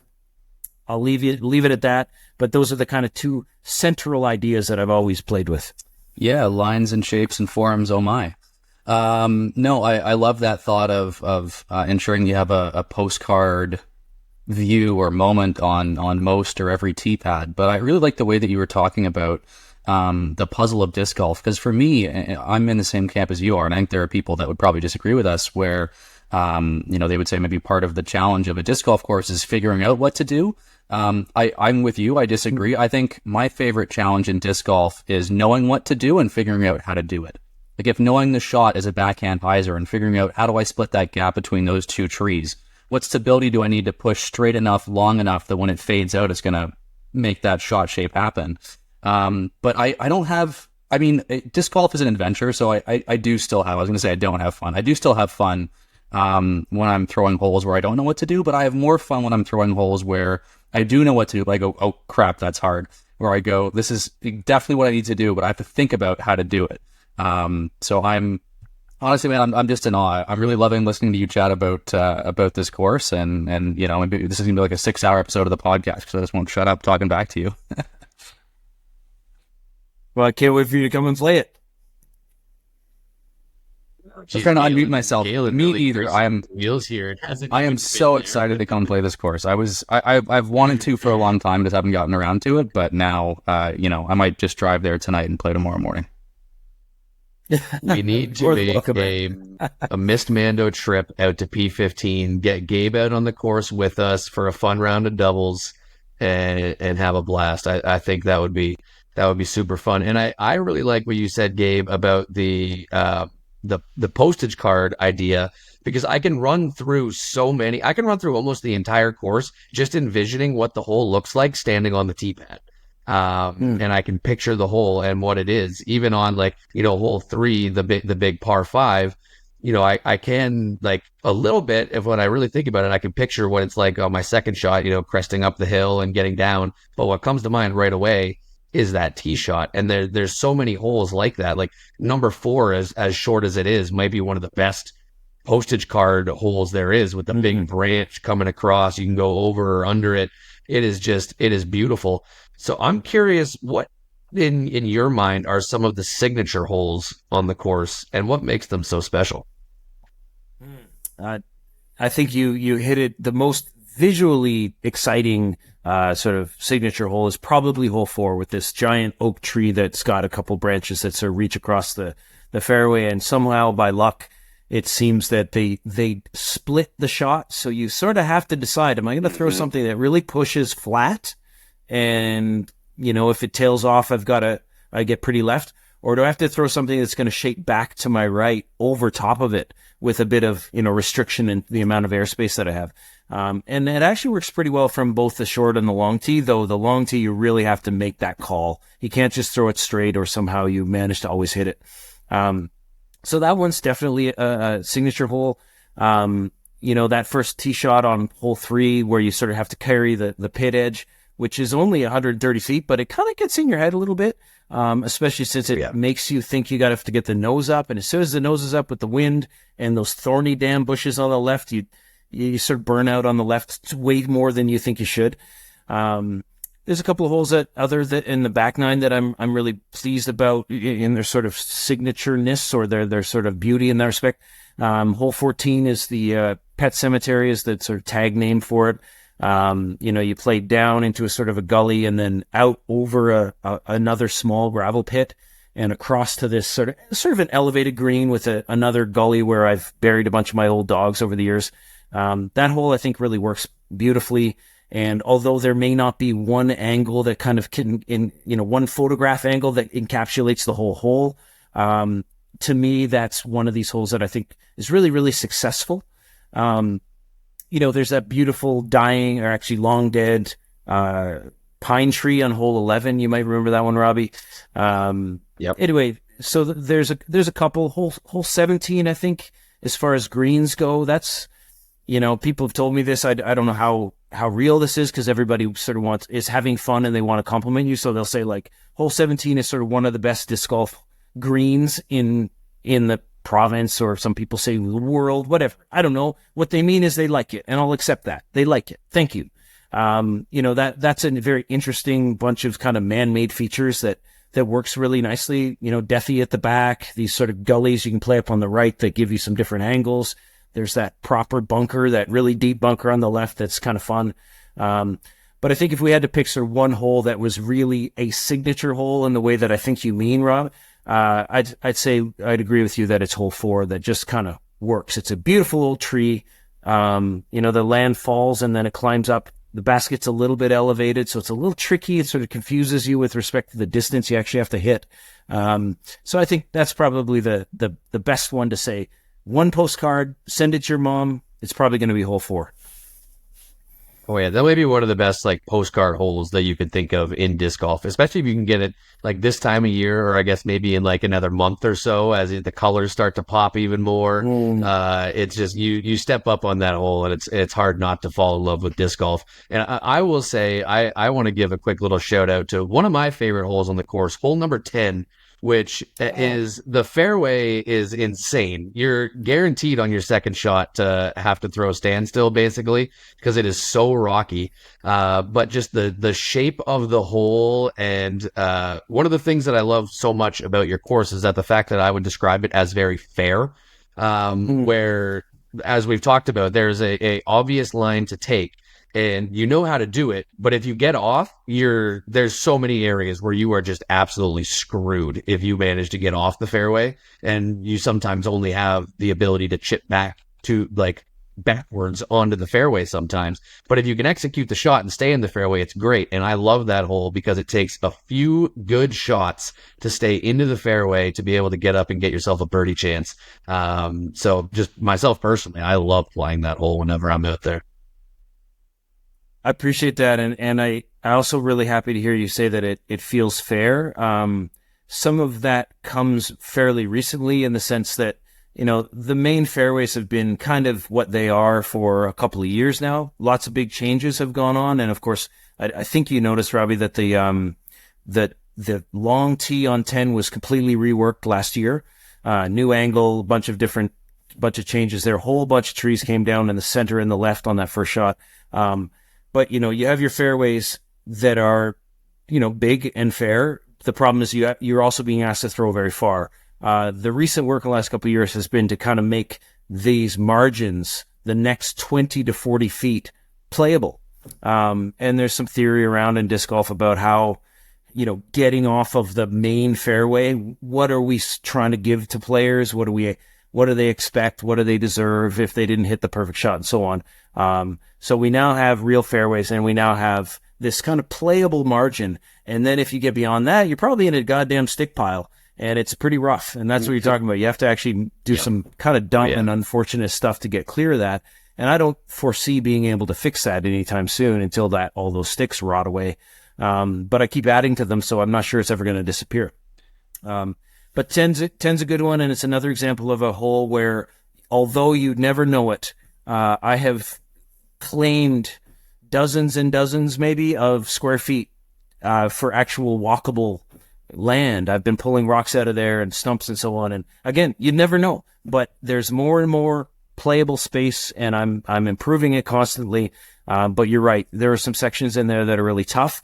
The one last thing I want to say about what you're pointing to here is that on this course in particular, it challenges you to throw very long. It suckers you to throw really long.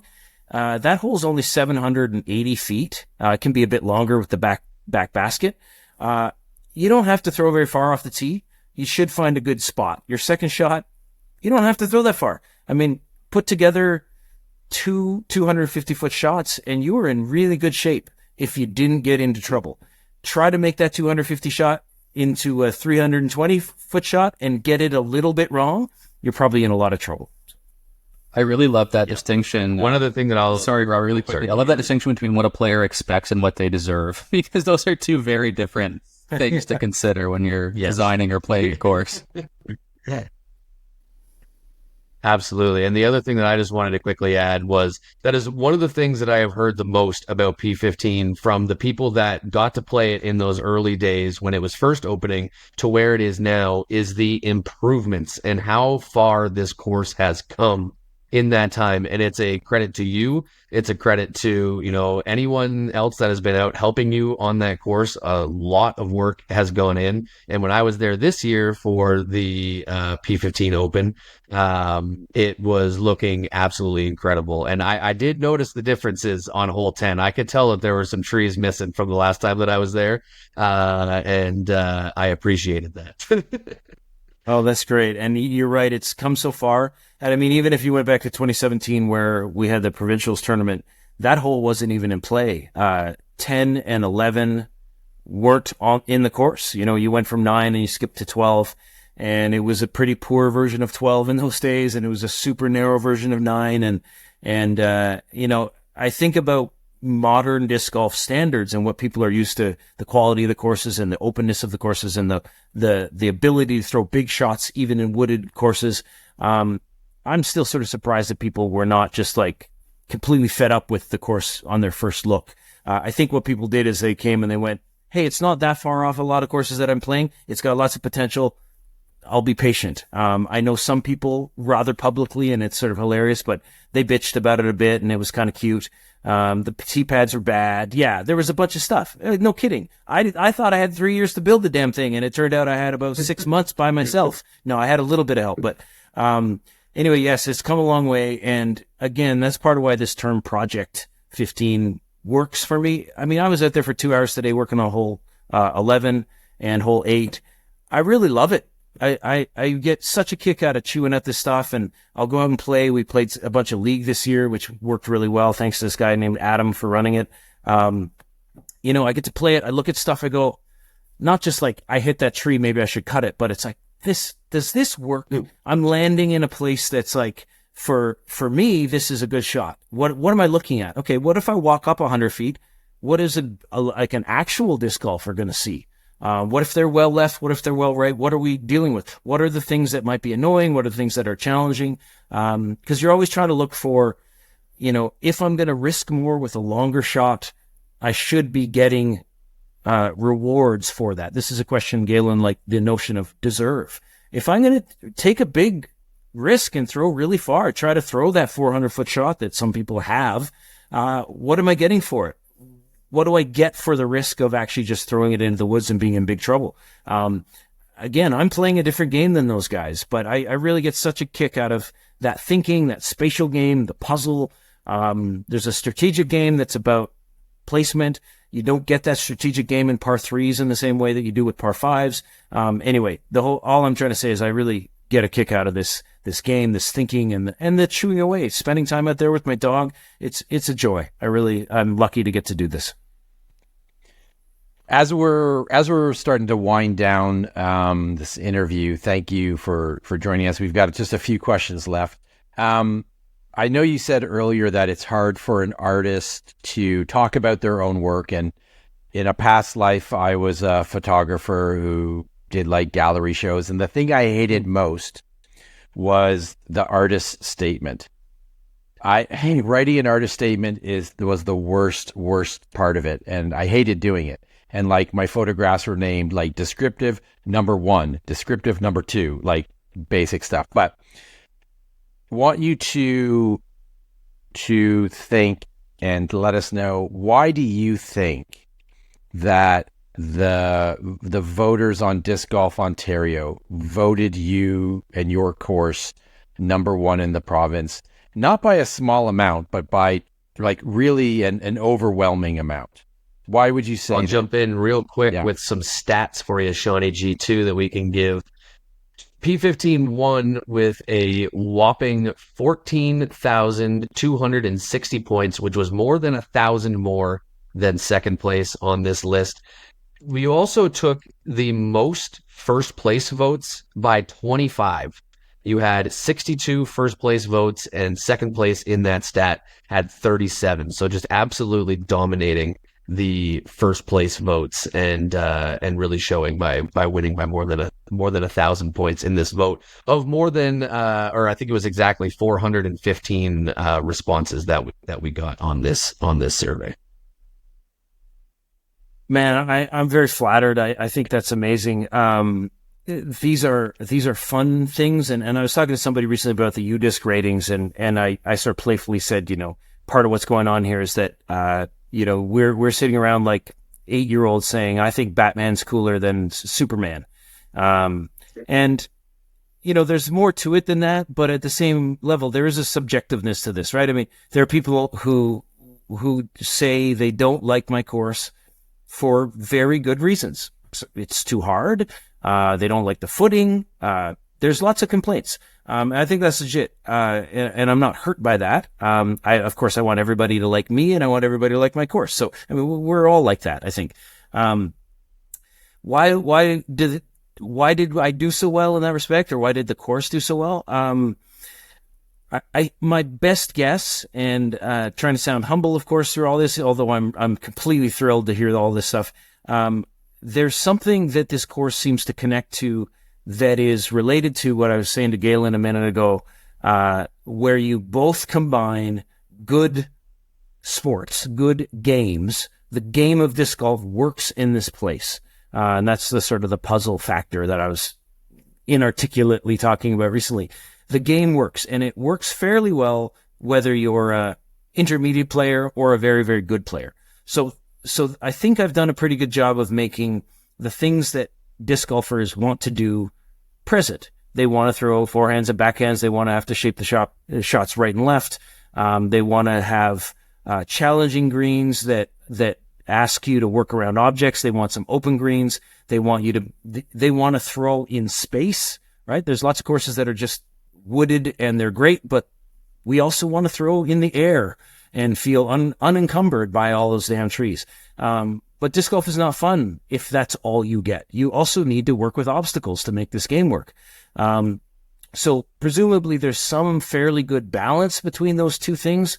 Room to throw, room to bomb, room to pull your 12 and your 14 discs, speed discs, but also space where you need to shape that stuff, make your mid-ranges work, play some stable discs, play some turnover shots, all these things that are actually quite exciting. And they're even more exciting when you've got obstacles to work around.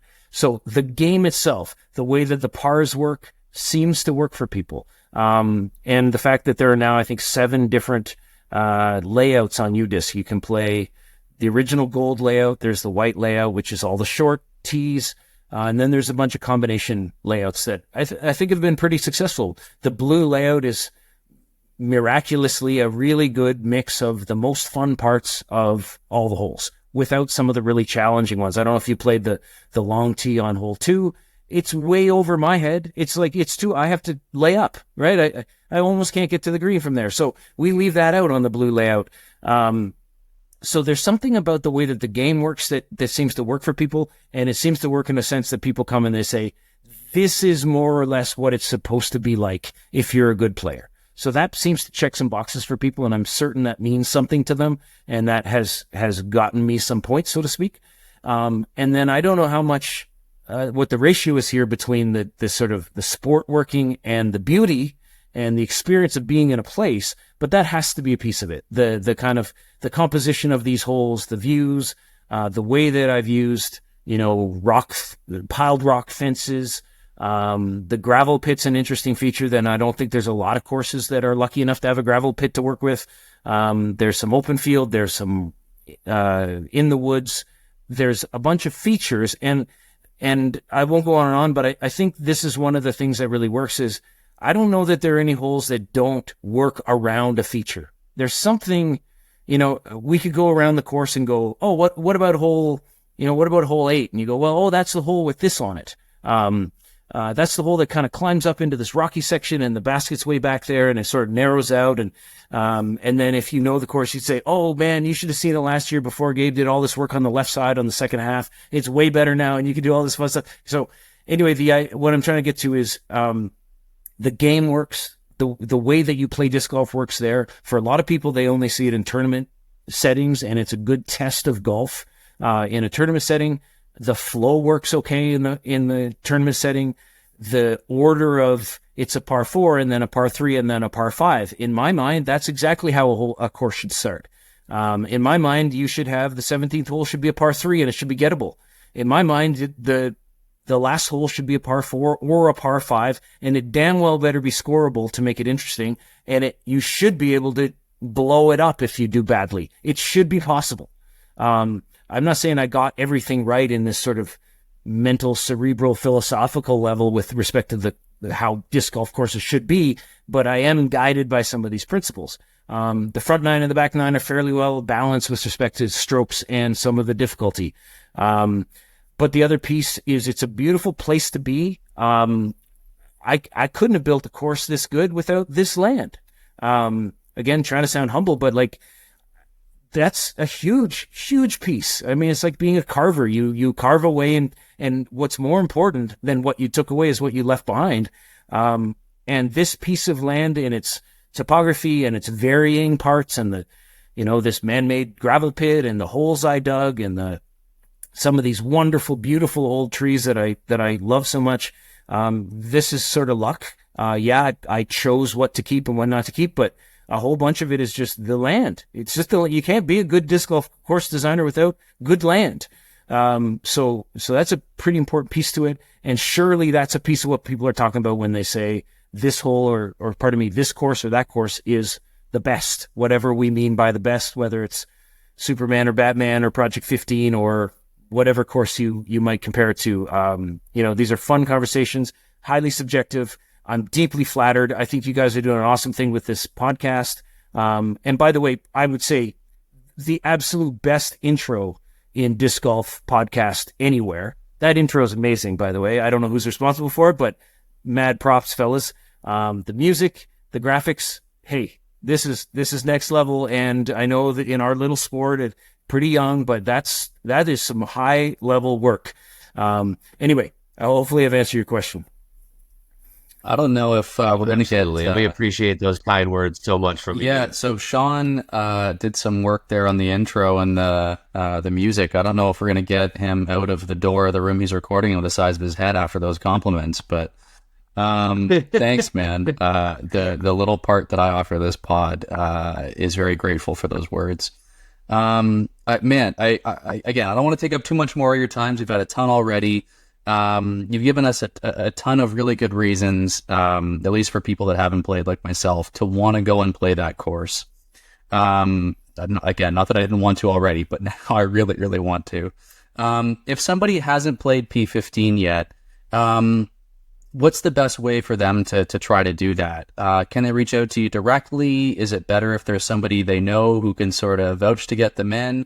As I understand it, the location isn't fully accurate on UDisc, so maybe just back to that sort of second sentence there. If somebody listened to this segment and God love them, got to minute 60 or so and is like, wow, like I need to play this course. What's the best way for them to try to do that?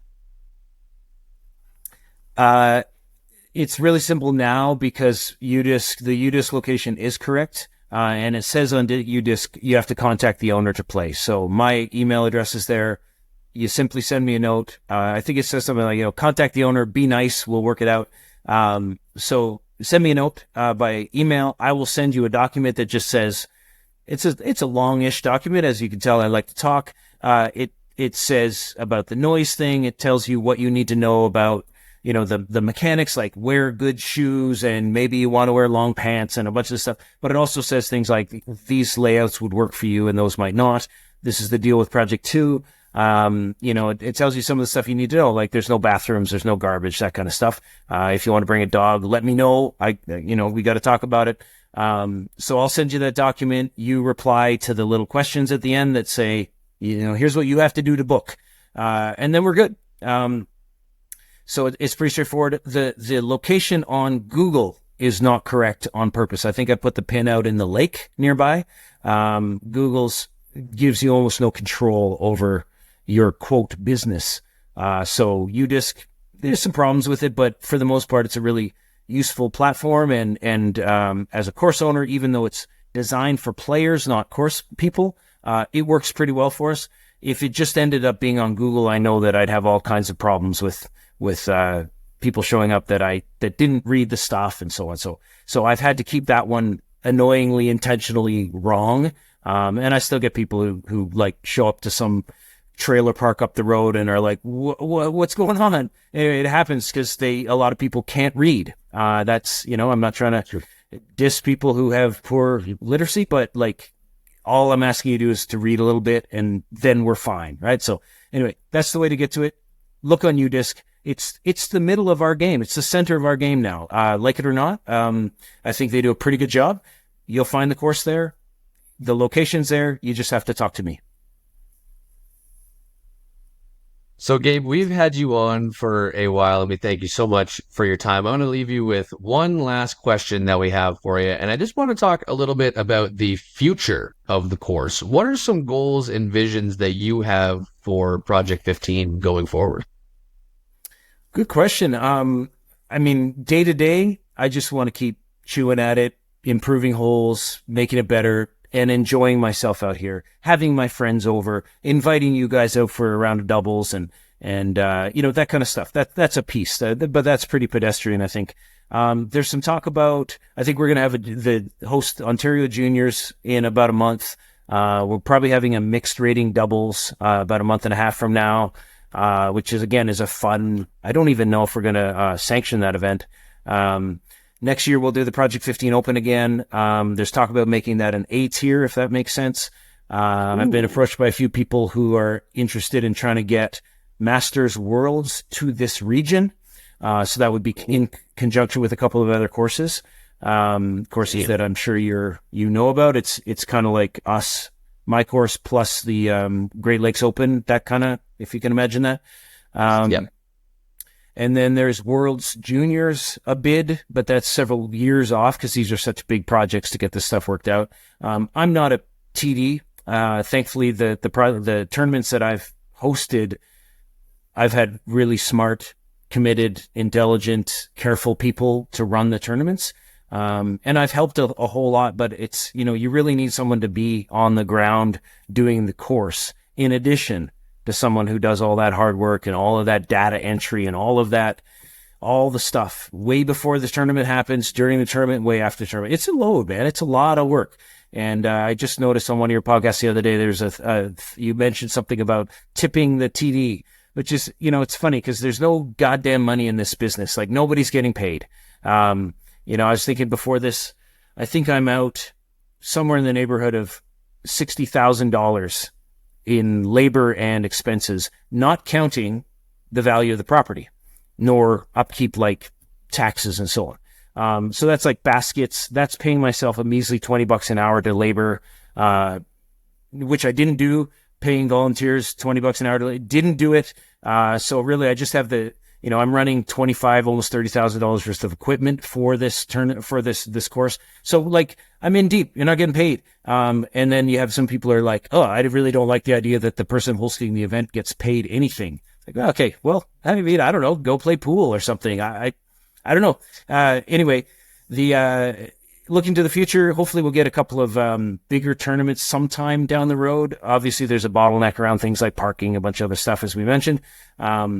But I don't have any big plans. I think that, over time, this just more and more gets more mature. It works better. I keep smoothing land out so that there's sections that make a lot more sense to throw off of, particularly, if you risk that long shot, hopefully you're landing on good land, good footing. But no, this is really a hobby for me. And as a friend of mine once said, hobbies are supposed to cost you money and they're supposed to eat up your time. That's the idea. Once in a while, I guess some people have hobbies that pay them. I'm not one of those people. I've never pulled any money out of the course. And I'm never going to get my labor value out of the course. It's just never going to happen. but sharing this thing with people is actually really important to me. I love it. I get such a kick when people come and play. I really love hosting tournaments, even though it's a ton of work and it's kind of crazy. It's great. People come off looking kind of worn out and wide-eyed after a long day, but it's like they had a ton of fun. And for a lot of people, the population center in Ontario is not near here. It's a couple hours away. So people have to come up here from, the GTA and the northwest of the GTA where some of you guys live. It's a trek. Which means this is sort of special and different for a lot of people. So looking forward, keep doing what I'm doing for now. I don't know how big this thing can ever get. And a part of that is about these sort of structural limitations of parking and, places to hang out between rounds. Like there's only so much room. There's only so much I think my neighbors in the municipality are really going to put up with. But when you get 100 to 200 people in for a weekend and they're all staying in hotels and buying meals, municipalities start to pay some more attention in positive ways. So, but I'm not that guy. I'm not that, I'll mention Jeff and Kara. They are so good at that stuff. I'm not interested in that stuff. I want to go out in the woods and cut stuff down and smooth stuff out and throw sticks in piles. That's, I've worked my whole career dealing with municipalities and humans and money and all that stuff. This is something different for me. So looking forward, I don't have big plans, but I am thrilled by the idea of maybe hosting some bigger tournaments, including Sean. I saw you nodding when I said an A-tier. Project 15 Open may well be an A-tier next year. Nobody can even really tell me why that's a cool thing, why that's cooler than a B-tier, except that I have to give the pros more money for playing here, which I'm happy to do. I just don't have the money. So you have to find money from people who run businesses locally, and I don't know why they care, but if they'll give you guys money, great. And now I get to say we have an A-tier. So anyway, I'm not sure where we're going, but I'm sure happy to be here right now doing what we're doing. Well, you say that you won't, you don't pay yourself for all the work on the course, but next time I come up, I will have a nice cold beverage or beverages for you to at least be able to share on the course while we're having a good time, because that's what it's all about, right? I mean, a lot of us do this to be competitive and whatnot, but I mean, at least for myself, I fell in love just watching frisbees throw through the woods and having a good time with good people, and that is what I get every single time that I'm at P15, and I thank you for that experience. And Gabe, we have had you for a while now. Is there any final comments that you would like to give before we finally let you go? Let me see. Let me say this. If you guys can get up and play, your rounds are on the house, especially if you're going to bring me a beer. So let me cover your rounds. Hopefully we'll make it so that we can hang out a little bit, and you're welcome to shoot some content here if that's what you guys are about.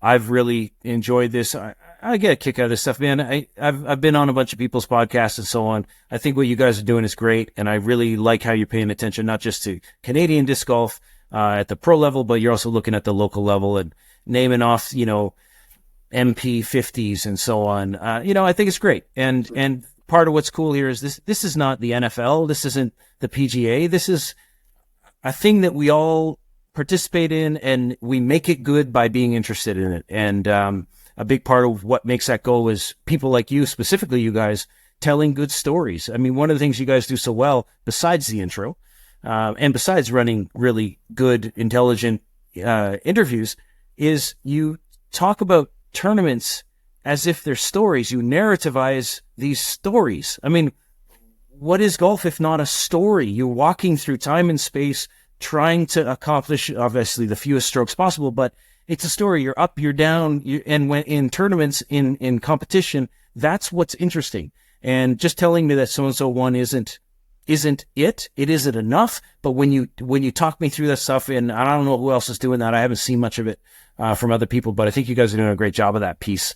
So yeah, I again, thank you for having me on here. I'd love to come back and chat some more. I really hope you guys come check out the courses. Check out both of them, and look forward to next time, guys. Thank you so much. Gabe, the pleasure has been all ours. I am going to have a perma smile on my face for the rest of the week after hearing all those compliments from you. I really do appreciate that. I appreciate that you're a listener of the show too, and clearly are, details and stuff. So that means a lot to us here. on Missed Mando, and it was an absolute treat to have you on, Gabe. We look forward to having you on again at some point, hopefully to talk about maybe some, an A tier, Masters World, some of those other things that you mentioned, or just to catch up with a friend. But Gabe, thank you once again for joining us so much, and we will be right back on Missed Mando. Welcome back to Missed Mando. Thank you so much to Gabe for joining us. What an absolutely awesome interview. He is such an awesome dude. I can't wait to get out there and join him for a round with a little, Missed Mando dubs action potential that we were talking about in that interview too. Absolutely. We definitely need to get out there and play it. Galen, for the first time? I know. It sounds crazy. I can't wait. We were sort of talking about this. I don't remember if it was on or off cam. It's going to make the cut for the pod, but I think I feel really comfortable saying right now, like, my favorite interview that we've had. Gabe was such a thoughtful, articulate dude. I could spend hours talking with him about that course or disc golf in general anytime, and I can't wait to play it with you all. Yeah, and it is so deserving as a number one spot. He's put in a lot of work on that course, and it keeps getting better all the time. And Shawnee G, I believe you received a little bit of a package from our friend Gabe for some stuff that we might be giving away on the show. Gabe surprised us with an incredibly generous offer, Eddie, and he sent us some stuff to give away, and we're going to put up a post on our Instagram account, Missed Mando Pod, and you got to like, comment, and follow us on Instagram to be eligible. Ontario residents only, since this is an Ontario poll. We're going to give this to somebody in Ontario. What you will get is a Project 15 patch. You will get probably more than one Project 15 sticker.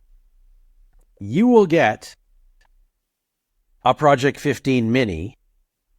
And best of all, you will get an amazing Glow Firebird Project 15 stamped disc. This is beautiful. Yeah. It's basically like a Sexton Firebird. Love these discs. It is killing me not to put this in my bag right now, but it is going to one listener who will also get the brand new, not too big, Missed Mando bag patch. This will actually fit. This will probably fit on some bags, as opposed to the last one, which will fit on absolutely no bags. So that will also be in the pack. Thank you so much to Gabe for this really generous gift that we can give out. The details will be posted on our Instagram account. Again, that's Missed Mando Pod for all to see. And good luck. And we can't wait to send this out to someone. So Gabe, so awesome for sending that to us. Just to be clear, can podcast hosts also enter this competition? Like, can I just spam comments? I'm already following. I'm already going to like the post. Like, am I eligible here? Or no? And Halen Gaidu Naris is also not eligible. Hobby Rolden, I see you out there. You want to know what's actually really funny is when I was a kid, I don't know if anybody's going to remember this at all, or if it's just me. There was this series of books called Droon. That was sort of like a successor to folks that grew up in the 90s for the Magic Treehouse books, and a precursor to like some more advanced like actual chapter books. But in my little 130-person school with like 20 people, if that, in my class, there was this little book, series of books called Droon, and one of the main supporting protagonists was a wizard named Galen. And one of the antagonists, arguably the biggest one, was the wizard Nelag, who was like the evil analog to Galen, because Nelag is Galen backwards. And yeah, the Halen Naidu Garrus or whatever the heck, Sean, you look for that. It's going to be knee lag. And I just gave away my whole plan here. But if I was thinking, I wouldn't have said anything out loud, and that I would have actually just toasted under that pseudonym. But I really want the Firebird. That's what I'm saying. I got my eyes on you, Galen. I know you do. Yeah, we will have to figure out the timing of things for that giveaway. We've got a very busy weekend coming up where all of us are going to be away. So probably sometime next week, but keep your eyes out on the Missed Mando Pod Instagram account. All the details will be posted there for that giveaway. But now, gentlemen, let's wrap up and close out this episode by, what everybody clearly wanted to find out when they tuned into this episode. Our own personal top 10s and any honorable mentions that you might want to give as well. Galen, let's go over to you first, my friend. Totally. So for me, I'm going to hop right into my top 10. I know we do have some honorable mentions, and maybe I'll throw that to you, Robbie, since you were the one that did this entire production to do our honorable mentions. We get over to you in a second. So going from 10 to 1 for me, I mentioned going back and forth a few times. I could not pick a top 10. For me, it was a tie. I went back and forth a few times. I changed my list up a few times, but I just played Wild Country. And I talked about Toronto Island and how much it made an impression on me despite playing there just a couple of times. So that's my number 10 is a tie for me between Wild Country and Toronto Island. And we've talked about Toronto Island at length. Wild Country we just played in a recent tournament and absolutely loved it despite just about throwing my shoulder out and not being able to play for a few weeks as a result of that. So big fan of those two courses, and hopefully I don't get penalized for that. Sean, over to you for your top 10. My top 10 starts where yours starts, with Wild Country. First played it 3 years ago when I was like a very new disc golfer, and it was rough on me physically. But it has come into its own beautifully.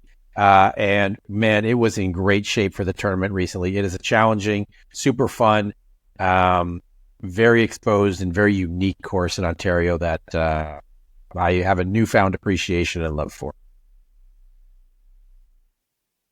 My number 10, I'm going the route of Galen with a bit of a tie. I couldn't break up the tie for these two in my top 10. By the way, I also am old school. I've got all of this written out on paper. I wrote course names that I thought were in contention and started making the list off of that one by one. And I went through about 3 iterations of that list until I came to the one that I have now. And as I'm rolling in bed tonight trying to fall asleep, I'll probably think that I did it wrong. That's just how amazing all of these courses are. But anyways, at my 10, I have a tie. I couldn't decide on the two of these between Eastview in Guelph and Birch Point in Thunder Bay. Birch Point is one of, if not like the best park course that I've played. It is so much fun. Eastview is another park course as well. Toronto Island, a park course. All those in contention for some of the best park courses. Birch Point, I think on my personal ranking is a little bit lower just because I haven't played it that much. I was out there for nationals, got to play it for that. Fell in love with it when I was out there, and in reminiscing about the course, it definitely falls into my top 10. And I gave a big shout out to Eastview during my breakdown. So let's send it back over to you, Galen. Yeah, 100%. And I think a lot of these are going to be repeats of our top 10s because, it's not just courses that we love, it's courses that we all collectively in Ontario love. For me, I had Dads of Muskoka at number 9. Talked about it at length earlier, so not going to try to expand upon it too much here. A course that I love, a course that is worth the trek you're going to make in the GTA to play it. Sean, you're number 9. My number 9 is Fireman's in Niagara. Such a great course, fun, mostly wooded. I've made a few donations of discs into the lake on 17. which is not very lefty friendly. And oh well, it is super fun, great club, and they're also going through adding new tee pads to the course, getting rid of the rubber ones. So it just keeps getting better. And it was under threat of being removed. The city didn't want it, but I'm told it's been given a stay of execution, and it's going to be around a little bit longer for everybody to enjoy. Robbie, over to you. My number 9 course, I've got, it was in our top 10, and it was number 3, but it is my number 9. I've got Christie Lake. Like I said, when we were talking about that, it holds a special place for me as somewhere that I won a tournament this year. It is super fun and getting into the best time of year to be out there to play some rounds. So number 9 for me is Christie Lake. Back to you, Galen. Yeah, can't disagree with that at all. My number 8 is Abbey Gardens. We talked about it earlier in our top 25. I had it a bit higher than Ontario did, but just a fantastic course. And another one where it's like a lot of us are in the GTA. If you haven't made the effort to get up there, please do. It's worth it. Sean, to you for number 8. My number 8 is a course that Robbie mentioned, Birch Point up in Thunder Bay. What a spectacular park course. It is, it's just super fun. I think it's the best course up in Thunder Bay, and super fun to play, beautifully maintained. That's it. Over to you, Robbie. What is your number 8? Number 8 for me, and this is tough. This whole section of my list, the top 8, I think any of these courses could realistically be shuffled around into any position, and I could totally be fine with it depending on my mood that day. But when I sat down and I actually went through on UDisc and like looked at a bunch of these courses and went through the layout, like the map view, the overhead, just so I could kind of remind myself of what the courses were. And with that being said, number 8 for me is Newcastle Disc Golf. Fantastic course. I absolutely love it. It is one of my favorites to be at, and I'm saying that, and I'm only at number 8 on my list. We are just spoiled with disc golf courses here in Ontario. But yes, number 8 for me would be Newcastle. Back to you, Galen. Yeah, the only criticism I would have of Newcastle is that it should be higher on your list. For me, at number 7, I have Kelso. It is one of my home courses. It is the closest course to me geographically, and one that I have the privilege of running the Wednesday night club at, but also designed by Jeff and Kara from Chainlink. If you haven't played yet, please make the effort to get out. We play on Wednesday nights, and of course the course is open 7 days a week, and it is worth your time. Sean, you're number 7. My number 7 is King's Forest, one of the courses that we talked about earlier. What a great ball golf course. And sadly, again, as I mentioned, only a winter course. Home to my number 4 ace. Robbie, what's coming in at number 7 for you? Number 7 for me is the site of this weekend's big tournament in Ontario. It is Hope Goat. Not much more to add there. We've talked about it a lot recently in this episode and our last episode, so we can just leave it at that. Fantastic course. Totally. And coming in at number 6 for me, I've got Christie Lake. We talked about like maybe bumping courses up a little bit higher and deciding where they lie. On a good day after playing that course, it could be one for me. I love Christie Lake. It is phenomenally designed, and can't say enough good things about it. Sean, you're number 6. Number 6 for me is Hope Goat. A year ago, it would have been lower down on the list, I think, but I think I've grown to appreciate it as I've learned to play a slightly little bit better and enjoy the challenge that it has. It's creeped up and it's jumped into my top 10. Robbie, what's your number 6? Number 6 for me, I can't wait to be back there this year for provincials. Number 6 for me is Wolf Tracks at Bondi Village. An absolutely beautiful course that is so much fun to play. We've definitely talked about it a bunch, so let's send it back to you, Galen. For sure. For me, my number 5 is Fireman's. A course that is a little bit off the beaten track for me. It's more like an hour 10, an hour 20 to get there. But they have a great sanction league running at least once a year. A great local community, and I have some friends out there. So for me, I was sort of introduced to it and immediately fell in love. And it's always been time to get out there. And it's one of those courses that for me isn't seasonal. There are courses that I love in the winter, courses I love in the fall, courses I love in the summer. I can play Fireman's on January 1st, March, June, September. It doesn't matter for me. It's always a great time. Sean, who do you have at number 5? Number 5 for me is Albion Hills. Things that we didn't mention when we talked about it earlier. One is the attention to conservation that the course design has put out. Jeff and Kara are really doing great things, integrating disc golf with conservation efforts. And I would say Albion Hills is probably the pinnacle of their efforts in this so far. The other thing I really like about it Kelso. is, Kelso's, no slouch Kelso, but Albion Hills, I think, is the current king for that. The other thing I really love about Albion that we didn't mention is the birdie course, the 9-hole short beginner, incredibly technical, super fun course. Warm up on birdie, head over to Albatross, which is what the 18 is known as. Just what an amazing day. What an amazing course. Robbie, over to you. Number 5 for me is Foxwood.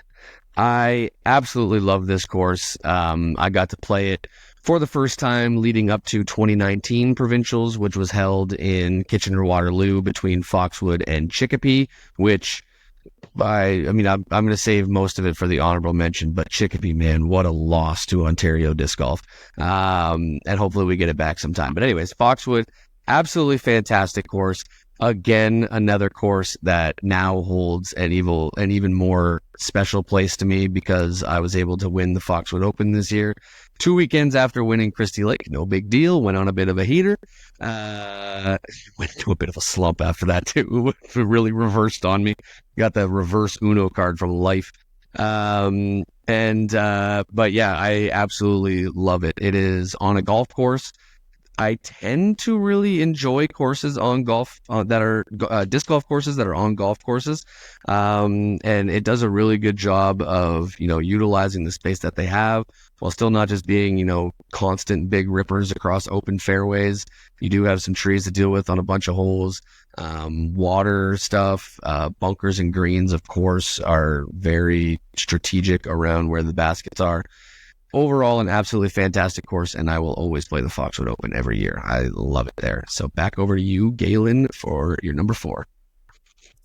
Yeah, totally. Number 4 for me is Bronte Creek, and I toyed with, especially in the top 4 moving things, like higher or lower, and it feels almost like a betrayal for me to not have my home course at number 1. But not to spoil anything. I know that not everybody has their home course amongst the 3 of us at number 1. And I think there's a distinction between the course that you love playing the most and the course that you think might be, the most aesthetic or challenging or combines the characteristics you want to see out of a course. There is no course that for me I will want to play more than Bronte, but there are 3 courses ahead of it. But I adore playing there. It is my home course. I love it. I can't say enough good things about the course, the people, the folks that maintain it. Just top tier. Sean, who do you have it for? I've got Christie Lake at number 4, another conservation area course. We talked about this a bunch already, so I won't delay it anymore. Fantastic course, one of the absolute best. Over to you, Robbie. What are you coming in at number 4? Number 4 for me is King's Forest in Hamilton. This would be higher on my list if it wasn't for the fact that it was seasonal. If it was year-round, it would be in contention for my number 1 course. in the province. I absolutely love this course so much. I mean, there's so many good things about it. Like I just said, with my last pick as well, I do tend to seem to really enjoy disc golf courses that are on ball golf courses, and it probably has something to do with just the maintenance and the the well manicured greens and fairways and all that sort of stuff. But again, another course that does a great job of incorporating the nature around the course and through the course as well. So it doesn't always just feel like you're out on a golf course just throwing big bombs across golf fairways. There's a lot of disc golf shots that you have to execute out there. It's fantastic. If it wasn't seasonal, it would be even higher on my list. But for now, it comes in at number 4. Way, way, way too low at 4, but I get that. It's okay. Number 3 for me is Newcastle. I've already talked about how much I love this course during our preview earlier of the actual top 10 as voted by folks in Ontario. But suffice to say that whether it's a tournament or a casual round, you're going to have a fantastic time anytime you play Newcastle. So love that course. And Sean, number 3 for you. Oh, man, it starts getting tough. Number 3. Starts getting tough. All of these really could be interchangeable at some point. Number 3 for me is my home course, White Spruce. Oh, it's painful to not put it higher. But I mean, the courses above it they're just so good. I will probably be thrown out of the club for not putting it first. All right, over to you, Robbie. Number 3. Number 3 for me is Dragon Hills in Thunder Bay. 2 Thunder Bay courses in my top 10, which is crazy.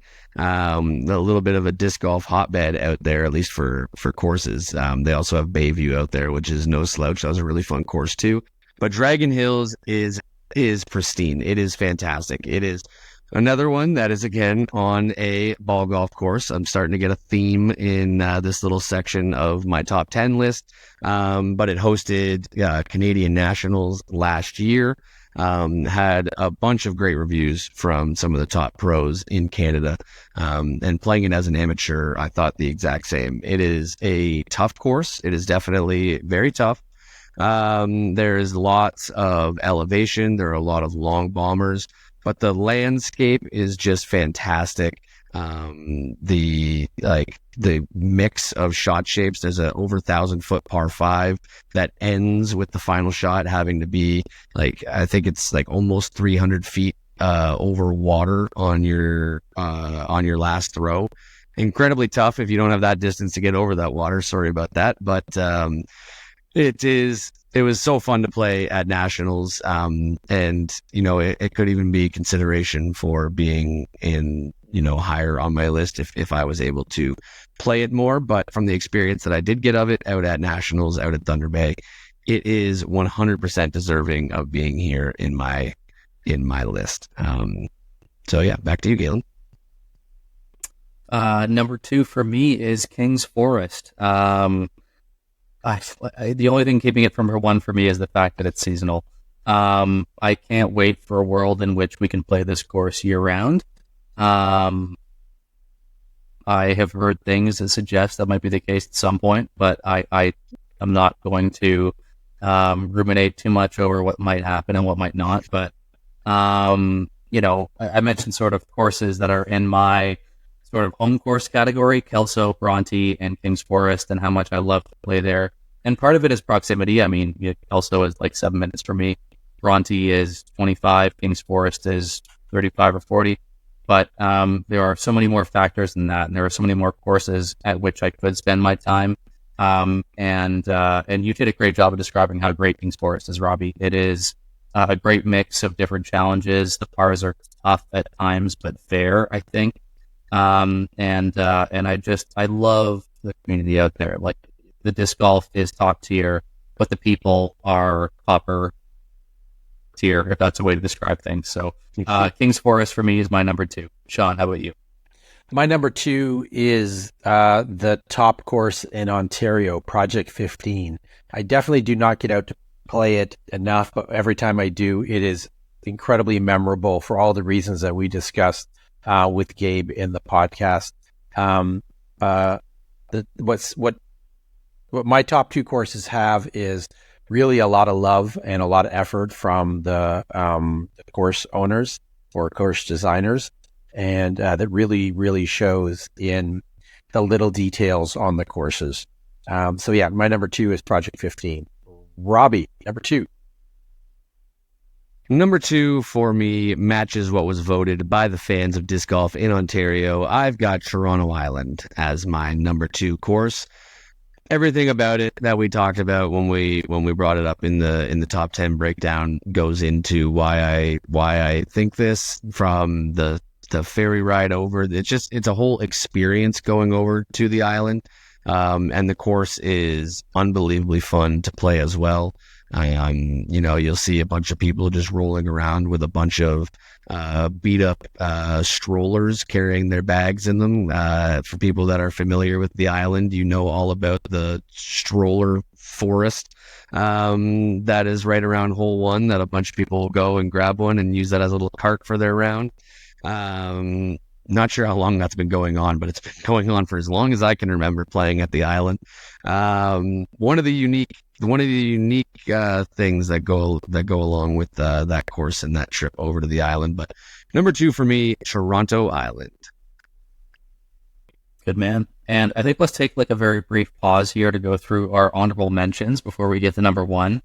For me, there were so many courses that vied for my top 10. So I have 4 that I've sort of distilled as like just outside of the top 10. But there could be a dozen on my honorable mention list. But for me, my honorable mentions are La Fortune, Albion, the Arboretum, and Guelph and Riverside. And for very different reasons, I think. I love, as we talked about, playing at La Fortune.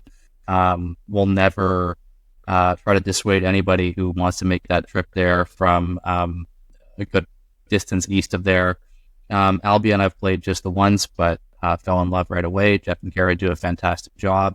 The Arboretum, I feel like, is often not given the love that it deserves. It is a little rougher around the edges than a couple of those No courses tee pads as well. and some of the worst baskets you'll ever see. Sure, but the times that I've played it, and we've sort of talked about the most It's so much times fun to play disc golf. I think maybe have biased me a little bit. I've only played the Arb in the fall, but when I have, I've just gone, oh my God, why am I not here yet? It is absolutely stunning to play in. It's challenging. But Yep. I played, the most recent time I played was last fall. Played a glow round with our mutual friend, Eric. And, I just like it. It is one of my fondest memories of playing disc golf. And it was just like a casual round with like a good friend. It wasn't like there was anything special happening. There was no tournament. I didn't ace, but I was like, how much freaking fun can you have playing 18 holes in the fall? And Riverside too. It's a 9-hole course. It is, again, not a course that gets a lot of love compared to the other couple ones that are out there in Guelph. I know Guelph is your own there, Robbie. So for me, I was trying to think through not just the courses that are near my top 10 that didn't quite make it, but also ones that don't necessarily get all the love. And I feel like both the Arb and Riverside are ones that I just have an absolute ball playing, that don't get talked about as much because they're overshadowed by courses that other people have ranked higher and that I can understand. But for me, I'm like, if you were to tell me how I could spend a Saturday in September and gave me an outline of a number of courses like the Arb and Riverside, I'd be very high. So my honorable mentions are La Fortune, Albion, the Arboretum, and Riverside. And Sean, Do you know who has the course record at Riverside Park in Guelph? I don't know. If it's you, I'll be really upset. You jerk. Nobody of note. No, yeah, nobody. This guy, baby, casual, Okay, 17 so- under. which is 17 down. Oh, I can beat that. Easy. Okay. Sean, 17, and I didn't get any of the eagle. I didn't get any of the eagle no, holes. that's- I I don't need 17 details. birdies, 1 All right, par. you- No, that's mute- all it was. Mute, Robbie. Like, Done. I don't care. Good job. Whatever. Sean? You can My use your honorable mentions. My honorable mentions are Screaming Heads and Dentonia. Screaming Heads, I had the absolute pleasure of attending the final ever Duchamp Memorial Tournament up at Screaming Heads, and talk about unique. the concrete sculptures, the fallen spaceship. Like if you know, you know. It's too bad it's so far away, and I don't know how playable it is for most of the year. It's to some extent, but it's an utterly unique course in Ontario and unique anywhere that I've ever played. So it's definitely an honorable mention for me. The other one is my winter home course, which is Dentonia in Toronto. 9-hole course, such a fantastic little track from Chainlink, Jeff and Kara. It uses the topography of the ball golf course so beautifully, and it's such a fun little challenging step up from like the Beaches and Bell beginner courses in Toronto up to the Dentonia course. Really, really fun track. Robbie, what are your honorable mentions?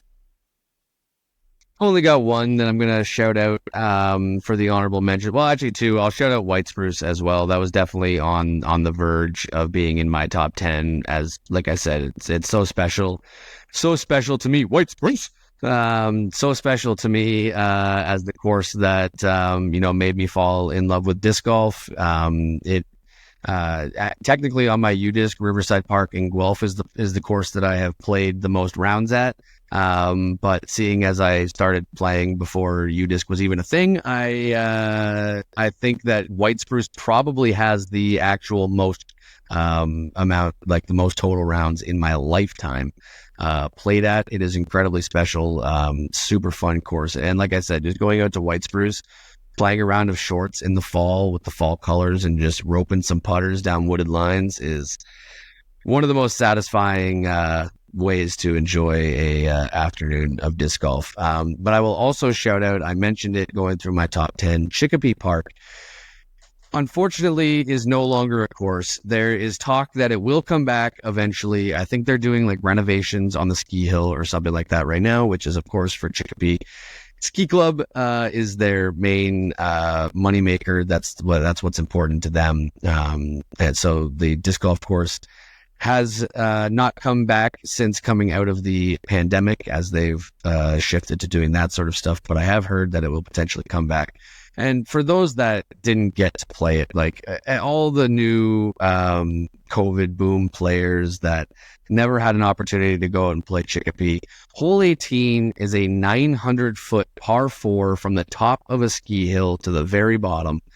And at the time, I didn't know how to throw downhill properly, so it would just go straight out, stall, and then just knife left, and would never get much distance. So it is one of the, like, I don't even know what the word I'm looking for is, but one of the things that I wish I could do the most is going to Chicopee and playing hole 18 with what I have now learned over the last, 4 or 5 years of playing disc golf.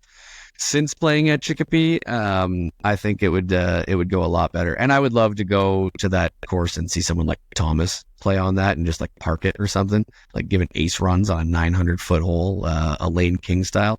Anyone that hasn't seen that video, type in Elaine King 900-foot ace attempt or something like that. It'll come up. It's crazy. But anyways, yeah, Chicopee, I hope it comes back. I know Justin Murphy mentioned it as well in a comment on one of the other courses in the top 10 that it would 100% be in his as well. And I agree. It was so much fun and so unique with the playing up the ski hill, back down. You basically get to play up twice.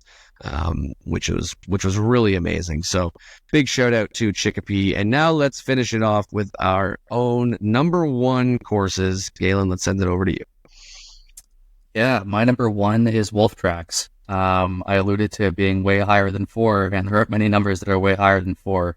So 1 for me. I mentioned I played this just the once, the few rounds in one weekend. The first round there is with you, Robbie, and Marcus and Nate, and I was so blown away. Such a beautifully designed course, thoughtful. It has those postcard moments. It has really challenging tee shots to make you think about how you want to play a hole. And I can't say enough good things. I have looked desperately for opportunities to get back up there. For me, it's close to 3 hours away, so it's tough to find a justification to get there. And I believe I'll be back there in about 3 weeks, which I can't wait for. But for me, I think it's really powerful to have a course that you've played once that you're like, this is a moment that I can't beat. And I didn't play it very well. It's not as if I had the best round of my life and I went, you know what? These special memories were associated with this course. Like, no, I played it pretty terribly, but I played it pretty terribly in a way that made me want to go back immediately and with some people that I would love to play it with again. So number one for me is Wolf Tracks. Sean, how about you? My number one is a course that I already gushed about. It is Newcastle. Winter, fun course, takes it out of the trees. Summer, you jump in the trees, you have fun. It's challenging. You've got the multiple layouts. It's not the longest course, so if you want like long bomber stuff, it's not the course for you. I am not a long bomber player, but I love technical wooded courses, and this has that in spades. Beautifully designed, beautifully maintained. It was one of the first pay-to-play courses that I had ever been on. It's absolutely worth the money. Totally worth it. Newcastle's my number one. Robbie, take us home. Rounding us out, my number one course, just like I did with number two, I agree with Ontario here. I've got Project 15 as my number one course in Ontario. It is so beautiful. It is so much fun to play. As we talked about in the interview, I can almost go through the entire course just thinking about what the tee-pad looks like with those, postcard type holes that Gabe was talking about in the interview.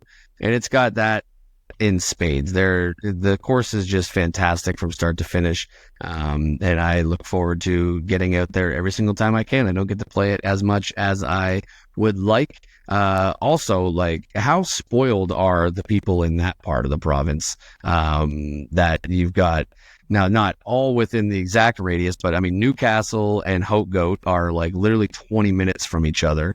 And then P15 is also in that region, Cedar Creek in that region as well. That's a hotbed for courses in Ontario.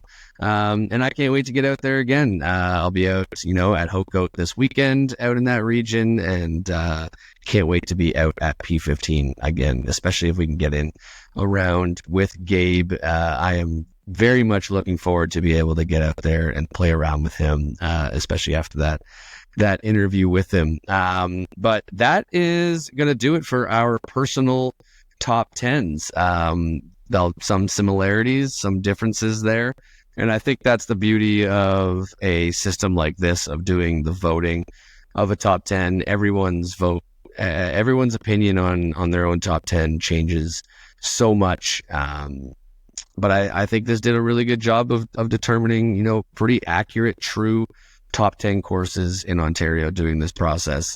So before we sign off, I just want to finish by saying thank you to everybody that participated in this. I did not expect this to be as big as it was. When I started this, I thought, if I got 50 votes, that would be an accomplishment. And we got 415 votes total by the end of it. And now it's something that I'm going to do every year going forward. Now this is going to be a yearly tradition. I'll probably start doing it a little bit later in the year, kind of like at the end of the year type thing, just as kind of also as disc golf starts to slow down. I need stuff to talk about, so that'll help me in that area as well. But thank you so much to everyone that participated. A big thank you to Kevin McIntosh from the Guelph Disc Golf Club. He helped me a lot with the spreadsheet on the back end of the vote.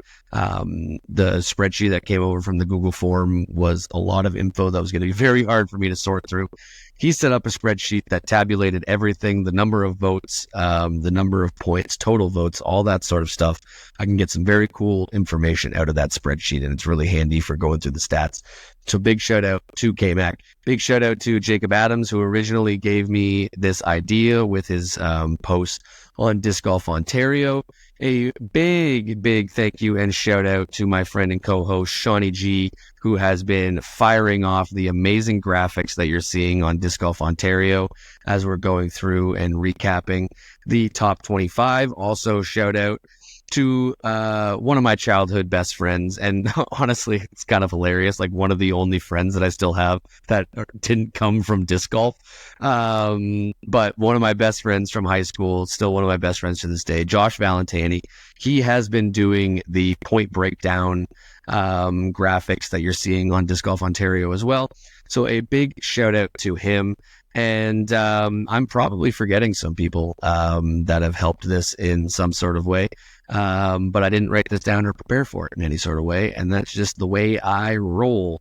So send me some angry messages if I forgot to shout you out, and you deserve a shout out here. But also one last shout out to all of the amazing course designers that had a hand in installing, designing, having any sort of part, all the clubs that maintain all these amazing courses that we have, city staff for parks courses that maintain courses. Everybody that has a hand in going into these amazing courses that we have in Ontario, it really opened my eyes doing this, how spoiled we are for courses here in the province. And I can't wait to do this again. So, fellas, anything from you guys before we wrap this up? This has been an incredibly long episode. We talked a little bit before this episode about this segment being a little shorter. And in typical Miss Mando fashion, it ended up being like an hour and a half long, plus an hour plus interview. So hope you enjoy the 3-hour episode. For those that stuck around to the very end here, thank you. We love you. That's all I got. So that is going to do it for us here on our top Ontario courses review and reveal of the number one course. Thanks again to Gabe for coming on for an interview. And we will see you guys back next week when we have our next regular scheduled episode to talk about tournaments and stuff like that. But until then, I'm Robbie Holden.